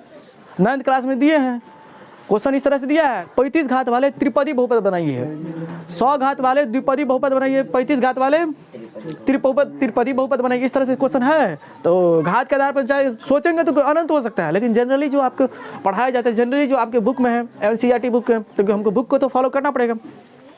अब बुक को तो पूरा दुनिया फॉलो करता है, तो हम क्या है, आप क्या है। चलिए, तो पद के आधार पर तीन प्रकार के, एक पदी बहुपद, द्विपदी बहुपद, त्रिपदी बहुपद ना। घात के आधार पर रैखिक बहुपद, द्विघात बहुपद, त्रिघात बहुपद। एक बात और जानिए, बेसिक है। जितना घात का बहुपद उतना शून्य। अगर 3 घात का बहुपद 3 शून्य, 5 घात का बहुपद 5 शून्य, p घात का बहुपद तो p शून्य, फलना घात का बहुपद तो फलना शून्य, n घात का बहुपद तो n को शून्य। एक बात जान गए, कितना विद्यार्थी सब जो है टीचर सब इजी क्वेश्चन सब पूछता है। तो इजी क्वेश्चन सब बोर्ड में भी पूछा जाता है, यहाँ पर भी पूछा जाएगा। इजी क्वेश्चन के साथ साथ बहुपद में जो भी क्रिटिकल क्वेश्चन है या किसी भी चैप्टर के अंदर में जो भी अच्छा क्वेश्चन सब है उसको हम रविवार के दिन में एक्स्ट्रा क्वेश्चन बताएंगे, ताकि आपको कहीं पर भी अगल बगल से जिट जाट कहीं से भी क्वेश्चन पूछे आपको बन जाएगा। धैर्य रखिए बस। तो जितना घात का बहुपद उतना शून्य। अब शून्य होता क्या है सब पे चर्चा करेंगे, पहले समझिए ना। तो घात के आधार पर रैखिक, द्विघात, त्रिघात, चतुर्घात भी होता है। पद के आधार पर एक पदी बहुपद, द्विपदी बहुपद, त्रिपदी बहुपद, चतुर्पदी बहुपद हो सकता है, लेकिन जनरली जो पढ़ा जाता है वही पढ़ेंगे। चलिए लिखिए। पद के आधार पर, पद के आधार पर हमको ये सब जिट नहीं करने आता है, तुम लोग को तो बहुत बढ़िया से आता है। लिखो पद के आधार पर,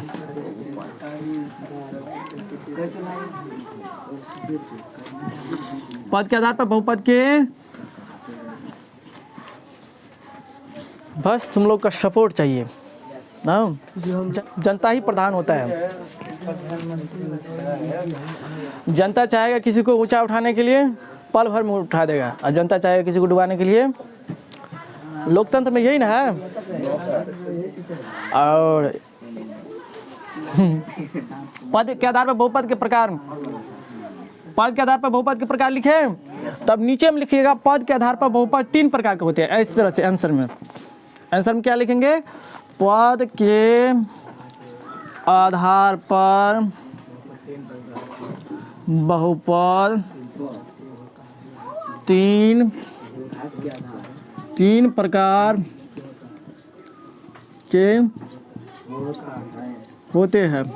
जो छूटेगा बुटेगा आगे आने वाले क्लास में आपको देखने को मिल जाएगा, इसलिए धैर्य रखना है ना। वैसे हम सोचेंगे, वैसे हम चाहेंगे कि आपको कोई भी टॉपिक्स ना छूटे, लेकिन फिर भी ऐसा हो सकता है, इंसान है, इंसान तो गलतियाँ हो गया ही। पद के आधार पर बहुपद 3 प्रकार के होते हैं। पहला नंबर रोमन में लिखेंगे एक पदी। तो हम लोग जाते थे दूसरी जगह पढ़ाने के लिए, तो बच्चा सब क्या कहता था? एक पदी, द्विपदी, बिगपदी।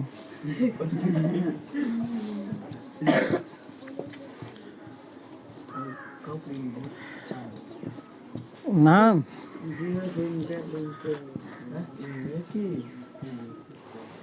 बढ़िया से पढ़िए। एक पदी, द्विपदी, बिगपदी नहीं करना है, त्रिपदी करना है।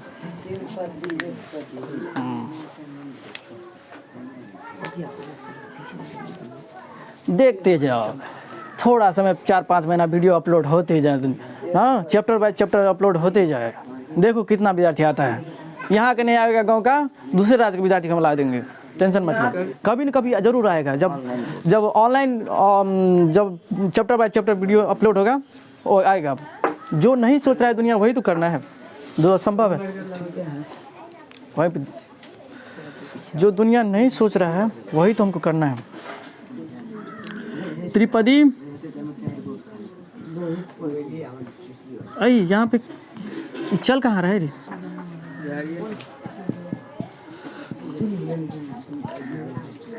त्रिपदी बहुपद हो सकता है आपको दिखाई ना पड़े, लेकिन हम आपको यहाँ पे बोल रहे हैं। पद के आधार पर बहुपद 3 प्रकार के, एक पदी, द्विपदी, त्रिपदी।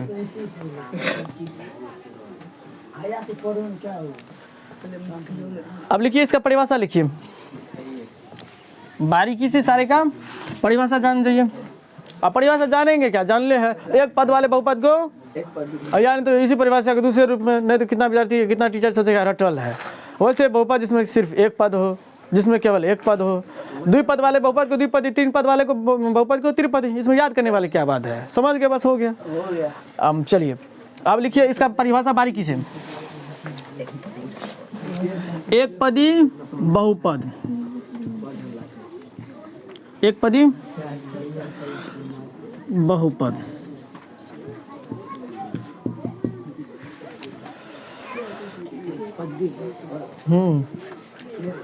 एक पद वाले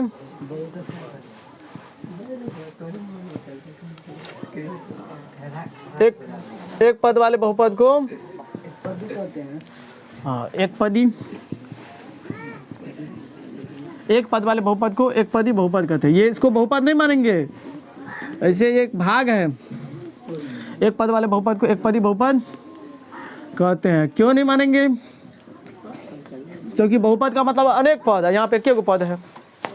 ये एक भाग है, आपको याद करने के लिए, थोड़ा कुछ समझने के लिए। ये सब एग्जाम में थोड़ी आएगा। जैसे मैं 3x 3y पर पावर 5 है,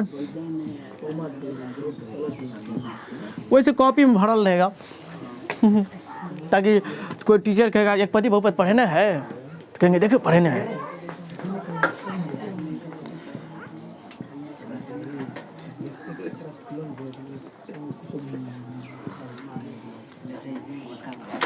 एक पदी बहुपद को लिखे, द्विपद वाले बहुपद को लिखिए द्विपद, या वैसे बहुपद जिसमें केवल दो पद हो, केवल ओनली, केवल टेबल लगाता है विद्यार्थी सब।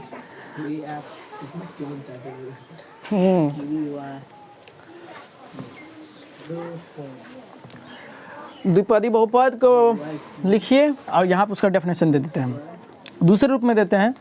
वैसे बहुपद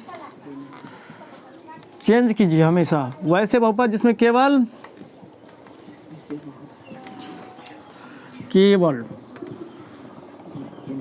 दो पद हो, वैसे बहुपद जिसमें केवल दो पद हो उसे द्विपदी। हाँ ये क्वेश्चन पूछ सकता है, कितने पद का बहुपद है, ये सब आएगा। वैसे बहुपद जिसमें केवल दो पद हो उसे द्विपदी बहुपद कहते हैं ना। तुम ही लोग बोला एक लाइन से पढ़ाइए, तो इसलिए एक लाइन से पढ़ा रहे हैं, नहीं तो अलग अलग बात समझाने का मन था, अलग अलग चैप्टर अपने मन से पढ़ाते जो कठिन था। वैसे बहुपद जिसमें केवल दो पद हो उसे हम लोग क्या कहेंगे? द्विपदी बहुपद। अब आइए जैसे हम लिखिए इसका 3y + 5, 3x - 10, 3z - 20 और 3x² + 20, 3x पर पावर 4 - 50। ये सब क्या है? द्विपदीय है। अब आइए थोड़ा समझिए द्विपदी किसको कहेंगे। इसमें देखो तो सिर्फ एक ही को पद ना है, इसमें सब में एक ही पद है। यहाँ पे देखिए 1 2 1 2 1 2 1 2 1 2, यहाँ पर सभी जगह क्या है? द्विपदी है ना, द्वि पद है, तो इसको कहेंगे द्विपद वाले बहुपद। दे देगा मतलब कि जो है एग्जाम्पल रूप में क्वेश्चन इस तरह से दे देगा 3y पावर क्यू + 5y² - 10। इसमें क्या कितना पद वाला बहुपद है? तो त्रिपद। काउंटिंग कर लेंगे, गिन लेंगे 1 2 3, अरे तो कितना विद्यार्थी इसको भी 3। अरे यहाँ पर समझो रे, यहाँ में समझिए। कहते हैं विद्यार्थी की करते हैं शिव 3x को कहेगा कितना पद वाले बहुपद है? 1 2। कितना विद्यार्थी क्या करेगा? 3x की पावर 20 है, 1 2 3। अरे बेवकूफ ने यहाँ पे ये गुना में है, तो गुना में क्या होता है? गुना करने के बाद कोई एक ही गुना संख्या आता है, तो गुना में जब भी रहेगा ये 3x किस तरह से आया होगा? 3 × x तब ना 3x। तो गुना के रूप में जो भी रहता है, गुना करने के बाद एक ही गुना कोई संख्या आता है। अब मान कर चलिए 3 × 4 किए तो चीज़ों के बार एक ही गुना बार आया, तो गुना करने के बाद वो ऑटोमेटिक क्या हो जाता है? एक पदी बहुपद हो जाता है। समझ गए? इसको नहीं कहेंगे 1 2 3। दो रहता है तो काउंटिंग कर नहीं होता ना, तो यहाँ पे देखो 1 है 2 है 1 2, इसमें कितना है? 1 2। काउंटिंग करने के लिए सीखें, सब बात समझिएगा। चलिए तो समझ गए द्विपदी बहुपद को समझे। अब आइए त्रिपदी बहुपद को लिखिए डेफिनेशन। त्रिपदी बहुपद जल्दी जल्दी लिखिए। 3 पद वाले बहुपद को, 3 पद वाले बहुपद को त्रिपदी बहुपद कहते हैं। नया क्लास है, नया जोश है, नया उमंग है और नया टीचर भी है।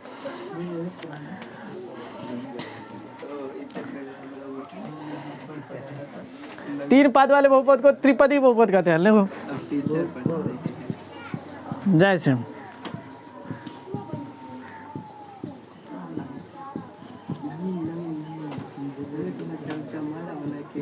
पहले तो चलिए सवाल करते हैं, उसके बाद आते हैं। यहाँ पे ये सारे क्या है, त्रिपदी बहुपद का एग्जाम्पल है ना। तो पद के आधार पर बहुपद के बारे में समझ लिए। किस तरह के बहुपद को एक पदी कहेंगे, किस तरह के बहुपद द्विपदी त्रिपदी, जिसमें जिस तरह का पद रहेगा उसी के अनुसार उसका नाम दे देंगे। जिस तरह से काम उसी तरह से नाम ना, जैसे करोगे वैसे भरोगे ना।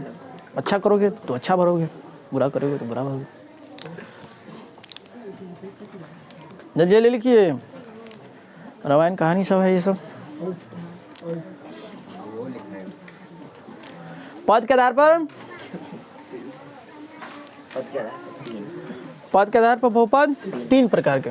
बात को समझ गए होंगे। जनरली आपको यही देखा गया है। चलिए अब घात के आधार पर लिखिए। थ्योरी का हम खत्म कर देते हैं आज, कल से चैप्टर पढ़ाया होगा। घात के आधार पर बहुपद के प्रकार, घात के आधार पर बहुपद के प्रकार। तो घात के आधार पर बहुपद के प्रकार कितना हो जाएगा? रैखिक बहुपद 3 बहुपद होता है। घात के आधार पर 3 बहुपद नहीं, घात के आधार पर बहुपद 3 प्रकार के होते हैं ना, 4 प्रकार के भी हो सकते हैं ना। जनरली 3 प्रकार के पढ़ते हैं। घात के आधार पर बहुपद के प्रकार, घात के आधार पर आंसर क्या लिखेंगे? घात के आधार पर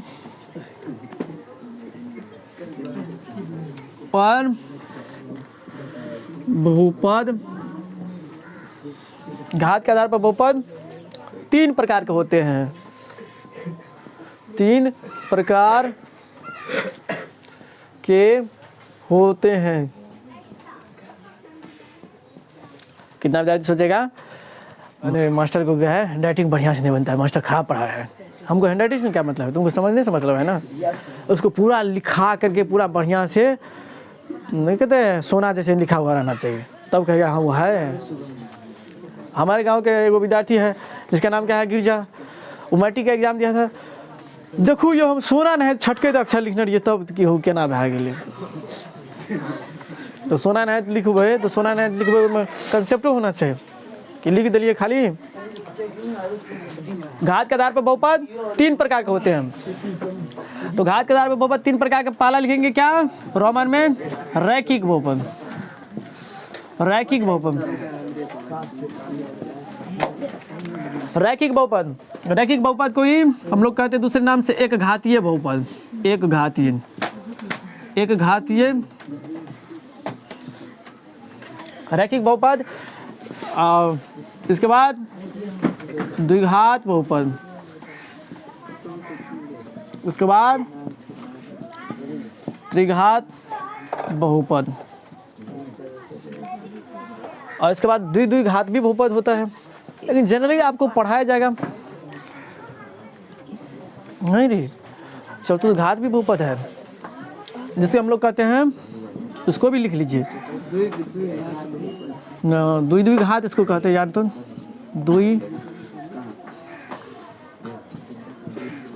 द्विघात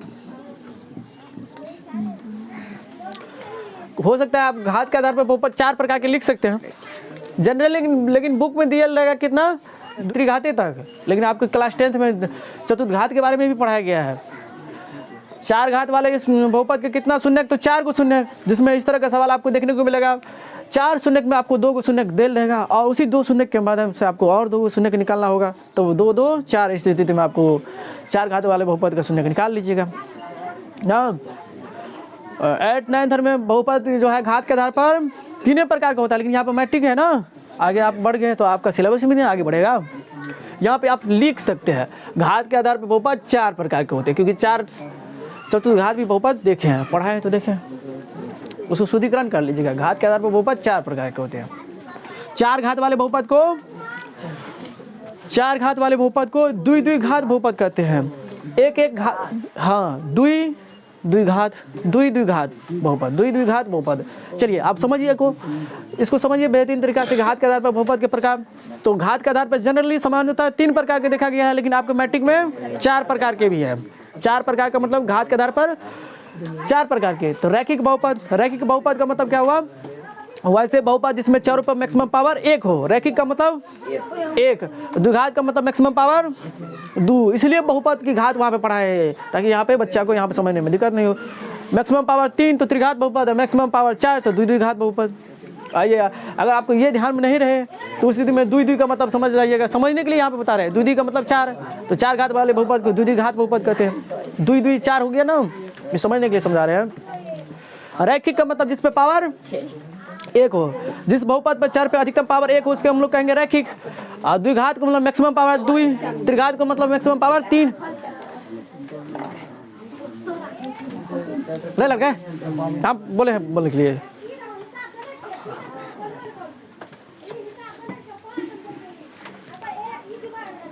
चलिए यहाँ पे लिखिए,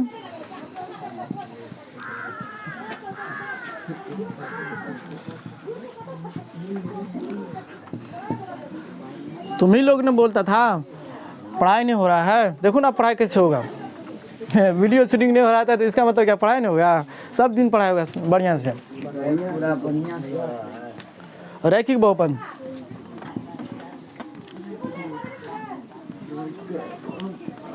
वैसे बहुपद जिसमें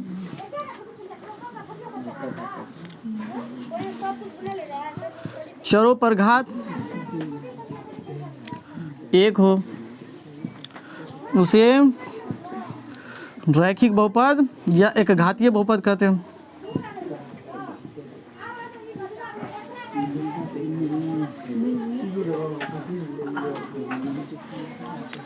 शांत रहिए। और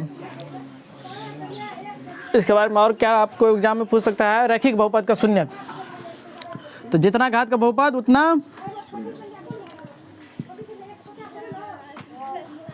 तो रैखिक बहुपद में घात 1 है तो शून्यक 1। रैखिक बहुपद का 1 शून्यक होता है। इस तरह से लिखिए। अब बहुपद पढ़ा रहे हैं तो बहुपद से रिलेटेड जितना भी क्वेश्चन होगा सारे चीज़ को पढ़ाया जाएगा, बशर्ते आपको धैर्य रखना होगा। रैखिक बहुपद का 1 शून्यक होता है। एग्जाम्पल में लिख लीजिए, जिसमें 4 पे पावर मैक्सिमम पावर क्या होना चाहिए? 1 होना चाहिए। जैसे मान के चलिए 3x है अब प्लस 10 है। और बहुपद का मतलब क्या हुआ? एक उपपद रहेगा तो उसको बहुपद नहीं कहेंगे ना, उसको बहुपद तो नहीं कह सकते। बहुपद का मतलब मेनी टर्म्स, मेनी का मतलब क्या हुआ? बहुत ज़्यादा टर्म्स, बहुत ज़्यादा पद। कितना विद्यार्थी एक पद ही लेकर घूमते रहता है। कह सकते एक हिस्सा है, पढ़ना तो पड़ेगा, हमारे बुक के अंदर में है। लेकिन बहुपद का मतलब हम जानते हैं, थोड़ा अपना मतलब जानते हैं। बहुपद मतलब बहुत ज़्यादा पद, बहुत ज़्यादा पद का मतलब 2 से अधिक पद या 2 भी पद कम से कम तो रहना चाहिए। एक ही आदमी को थोड़ी कहेंगे बहुत आदमी है। चलिए अब सोचो, इसको एक पदी बहुपद क्यों कहेंगे? इसको एक घातीय बहुपद क्यों कहेंगे? यहाँ देखिए, नहीं कुछ है मैक्सिमम पावर, नहीं कुछ रहता है पावर तो 1 तो रहता है, इसलिए कहेंगे। जब कुछ नहीं रहेगा 4 पे पावर तो इसका मतलब कुछ नहीं, मतलब कौन कुछ नहीं है तो मान के चलिए माछ गए खता उपसने के लिए, वहाँ पर माछ नहीं मिला तो डोके मिला, डोके सब्जी चलेगा, तो घुंघिए मिलेगा, घुंघिए की सब्जी चलेगा। चलिए 4y माइनस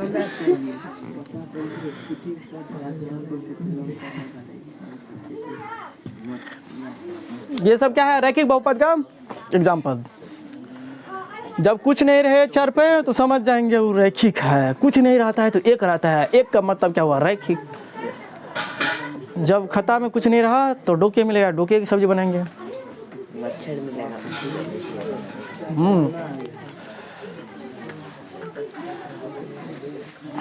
चलिए, और जितना घात का बहुपद उतना शून्यक। इसका व्यापक रूप पूछ सकता है। व्यापक रूप का मतलब क्या हुआ? उसका विस्तार ज़्यादा से ज़्यादा कितना बड़ा हो सकता है? क्या ये रैखिक बहुपद, रैखिक बहुपद ज़्यादा से ज़्यादा कितना बड़ा हो सकता है? तो रैखिक बहुपद मतलब कीजिए कोई भी मतलब कीजिए, चाहे द्विघातीय बहुपद के बारे में पूछे, चाहे रैखिक बहुपद के बारे में पूछे, तो अभी जनरली हम लोग कितने चर में पढ़ रहे हैं? 1 चर में पढ़ रहे हैं। तो 1 चर वाले रैखिक बहुपद का व्यापक रूप होता है ax प्लस, समझो कहीं बात को समझो, 1 चर वाले बहुपद का व्यापक रूप का मतलब उसका पहचान, उसका विस्तार, आखिरकार वो कितना बड़ा हो सकता है? इतना बड़ा हो सकता है कि इतना ही बड़ा हो सकता है? आखिरकार कितना? तो उसमें क्या होगा? 1 चर रहेगा, और एक कांस्टेंट रहेगा। देखो एक चर है कांस्टेंट, चर है कांस्टेंट, चर है कांस्टेंट, चाहे उल्टा पुल्टा किसी भी तरह से रहे। बात को समझ रहे हो? एक चर वाले रैखिक बहुपद का व्यापक रूप ax प्लस बी होता है। एक चर वाले रैखिक बहुपद का व्यापक रूप ax प्लस, इसको भी लिख लीजिए स्टॉप पॉइंट बना के, या जिस तरह से लिखना है। एक चर वाले रैखिक बहुपद का व्यापक रूप ax प्लस बी होता है। इस तरह से लिखना है। एगो क्या रहेगा? वेरिएबल रहेगा, एगो कांस्टेंट रहेगा। एगो वेरिएबल एगो कांस्टेंट, एगो वेरिएबल एगो कांस्टेंट ना। और होने के लिए तो इसको भी कह सकते हैं एक रैखिक बहुपद। किसको? 2x plus 3y plus 6z minus 15, इसको भी कह सकते हैं रैखिक बहुपद। लेकिन ये भाई इसमें क्या है, कितना चर है? 3 चर। तो 3 चर यहाँ पे पढ़िएगा नहीं। यहाँ से लेके मैट्रिक इंटर तक, मैट्रिक तो है ये है तो इंटर तक पढ़िएगा कितने चर में? सिर्फ सिंगल चर में। तो कोई एक सिंगल चर होना चाहिए, चाहे एक्स में रहे चाहे वाई में रहे, कोई भी एक सिंगल चर रहना चाहिए और उसके साथ कांस्टेंट रहना चाहिए। बात को समझिए। माइनस बी नहीं लिख सकते? हाँ वही लिख सकते हैं। लिख सकते हैं, ए वाई प्लस बी भी लिख सकते हैं, कुछ भी ले सकते हैं। लेकिन एगो चर रहेगा, एगो कांस्टेंट रहेगा। घटों में भी लिख सकते हैं, ए वाई माइनस बी भी लिख सकते हैं। लेकिन आपको जनरली आपको बुक में दिया रहेगा क्या, आपको एग्जाम में आएगा क्या, एक चर वाला रैखिक बहुपद का व्यापक रूप ए एक्स प्लस बी, ए एक्स प्लस बी या ए वाई माइनस बी। लेकिन इतना बात समझिए ना, चर रहेगा कोई एक एगो रहेगा, चाहे बी रहे चाहे सी रहे, चाहे कुछ और रहे, एक्स वाई जेड रहे, कुछ और रहे, एगो चर रहेगा एगो अचर रहेगा। इस तरह से व्यापक रूप में इतना ही बड़ा हो सकता है। तब ना 2 टर्म देखे अभी। अब चलिए इतना बात समझ लिए। अब चलिए द्विघात बहुपद के बारे में जानिए। द्विघात वाले या दो घात वाले, वैसे बहुपद, दो घात वाले या द्विघात वाले, जिस तरह से लिख लीजिए। वैसे बहुपद जिसमें चरों पर घात या चरों पर अधिकतम घात, जिसमें चरों पर अधिकतम घात ज़्यादा से ज़्यादा कितना हो? 2 हो। वैसे बहुपद जिसमें चरों पर अधिकतम घात 2 हो, उसे द्विघात बहुपद कहते हैं। पढ़ा बाबू, जिंदगी में पढ़ाइए महत्वपूर्ण छै ना।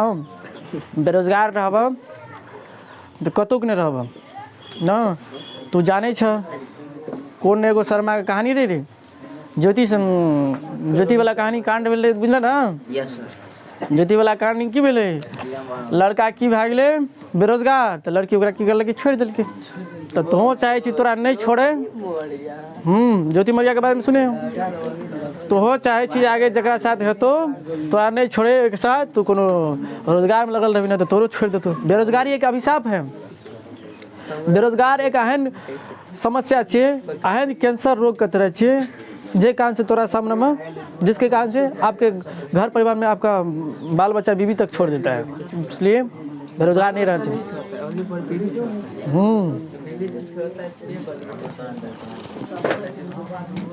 उसे द्विघात बहुपद कहते हैं। तो इसका क्या हो जाएगा?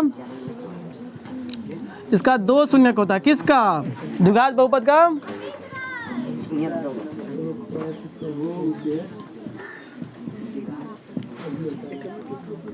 इसका 2 शून्य होता है।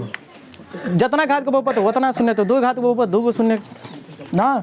इसका 2 शून्य होता है। अब व्यापक रूप, अब आपको लिखना है बढ़िया से, आप जाइएगा फेयर में लिखिएगा, इस तरह से लिखिएगा। द्विघात बहुपद के 2 शून्य होते हैं। द्विघात बहुपद का व्यापक रूप फलना होता है, और फलना में जो होता है वो यहाँ पे लिख देते हैं। ax² plus bx plus c।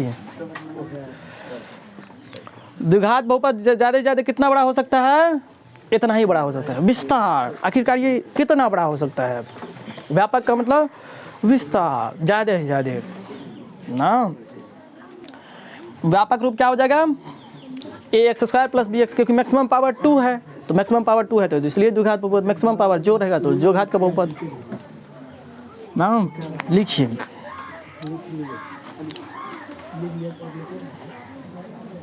द्विघात बहुपद के बारे में लिख लिए। अच्छा चलिए,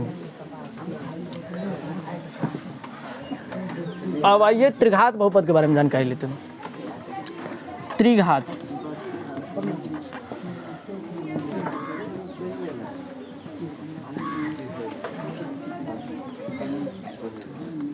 वैसे बहुपद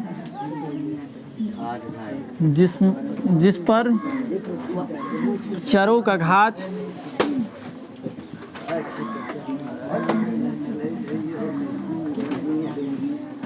तीन हो उसे त्रिघात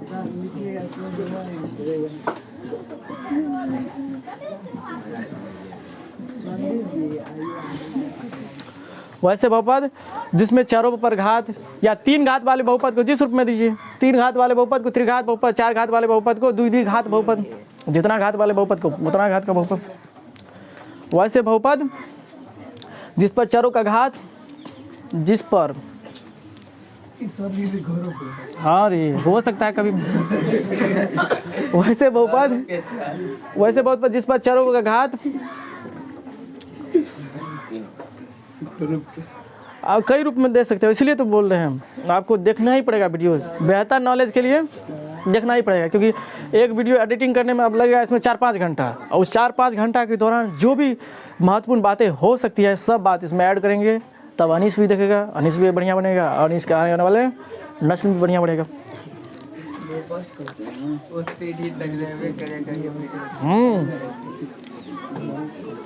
जब तक यूट्यूब दुनिया संसार रहेगा वीडियो।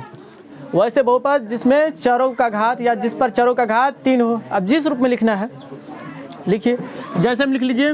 जैसे में लिखने से पहले आप लिखिए इसका शून्यक, किसका शून्यक? त्रिघात बहुपद का शून्यक 3 होता है। शून्यक 3 होता है।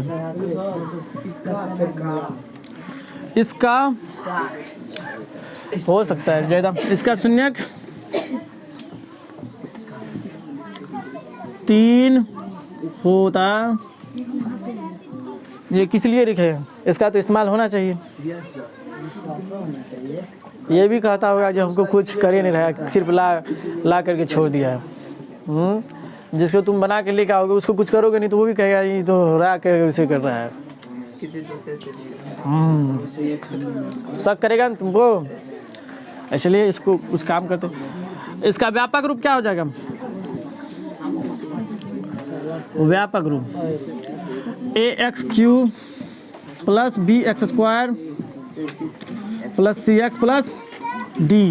बराबर क्यों नहीं दे रहे हैं? क्योंकि बराबर देते ही हो जाएगा। हनुमान को याद दिलाते हुए क्या हो गया? परम हनुमान हो गया, परम शक्तिशाली। जामवन जो उसको इतिहास दिलाया, हाँ जामवन ने जो उसको अपना हिस्ट्री दिलाया, जो तुम पहले बचपन में क्या थे, तब वो क्या किया? पूरा समुद्र नांग दिया। इस ठीक उसी तरह से यहाँ पर भी बराबर 0 दे दिए, ये अपना इतिहास भूल के दूसरा इतिहास चले गए, दूसरे इतिहास में चले जाएगा, समीकरण हो जाएगा। व्यापक रूप लिखा, बात को समझ गए होंगे। तो हो सकता है वीडियो लंबा हो जाए, आपको देखने में दिक्कत हो, इसलिए आज के इस वीडियो में यहीं तक रहेंगे। कौन? द्विघात बहुपद। चलिए वो भी कराइए देते हैं। कहाँ पे? लिख लीजिए, कोई बात नहीं। यार नहीं तो आपको बोले हैं ना कि दिक्कत होगा तो वहाँ पे वीडियो कहीं देखती है।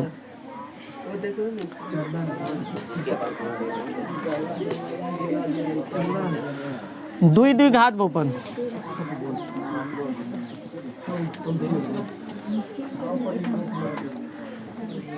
हमारे वीडियो में कमेंट आना चाहिए रे, अमर कुमार नाम से।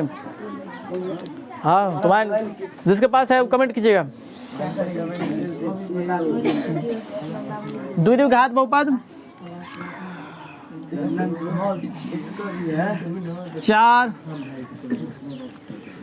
चार घात वाले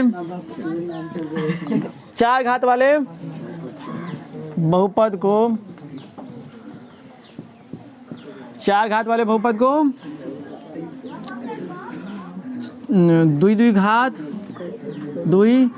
द्विघात समझाने के लिए तो हम आपको कह दिए। द्विघात का मतलब जब आपको भूलने लगे इस बात को, द्विघात का मतलब समझिएगा, ओ चाचा चार होता है द्विघात का मतलब। तो चार घात वाले बहुपद को द्विघात बहुपद कहते हैं। शून्यक इसका कितना हो जाएगा? इसका शून्यक 4 हो जाएगा। इसका शून्यक 4 होता है, इसके 4 शून्यक होते हैं, या इसका शून्यक 4 होता है। जो रूप में लिखना है आपको लिखिए, लेकिन लिखना तो पड़ेगा। और व्यापक रूप, इसका व्यापक रूप फलना होता है। फलना में क्या होता है यहाँ पर हम लिख दे रहे हैं।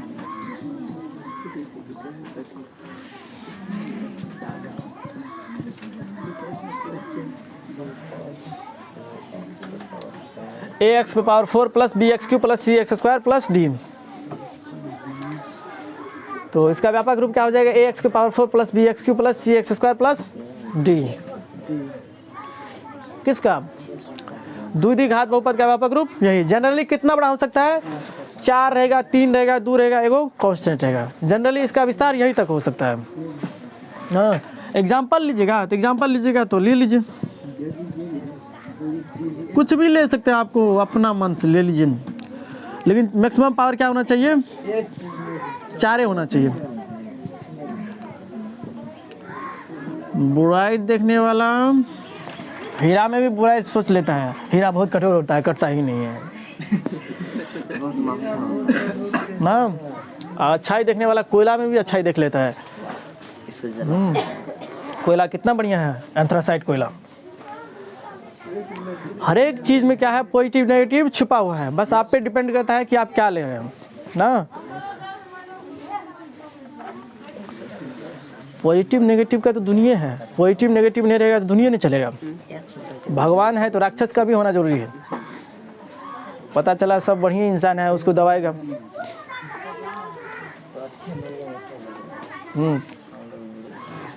चलिए, क्या ये वाला, ये 5x पे पावर 4 4 घात वाले बहुपद है। ये भी 4 घात वाले बहुपद है। हम थोड़ा घुमाए हैं, कितना विद्यार्थी देखा वो 3 है। ये हम तो हाँ, सब बात को देखेंगे। 6 यहाँ पे 6 स्क्वायर हम दे भी सकते हैं, नहीं भी दे सकते हैं। यहाँ पे x स्क्वायर हाँ दे सकते हैं, यहाँ पे देने का होगा, दे दीजिए। क्या चाहिए? इतना बात समझिए, इससे पद से हमको कोई, हाँ चलिए बहुत बढ़िया क्वेश्चन आया। अरे रुक समझो तो, प्रभात समझा तो।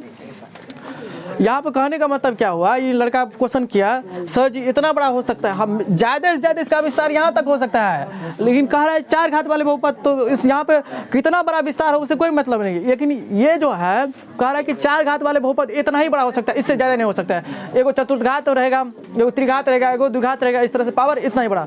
अब इसको भी चतुर्घातीय बहुपद कहेंगे। किसको? 4x पे पावर 4 माइनस 5, 3x के power Q minus 20 x square अब माइनस 5, इसको त्रिघातीय बहुपद कहेंगे।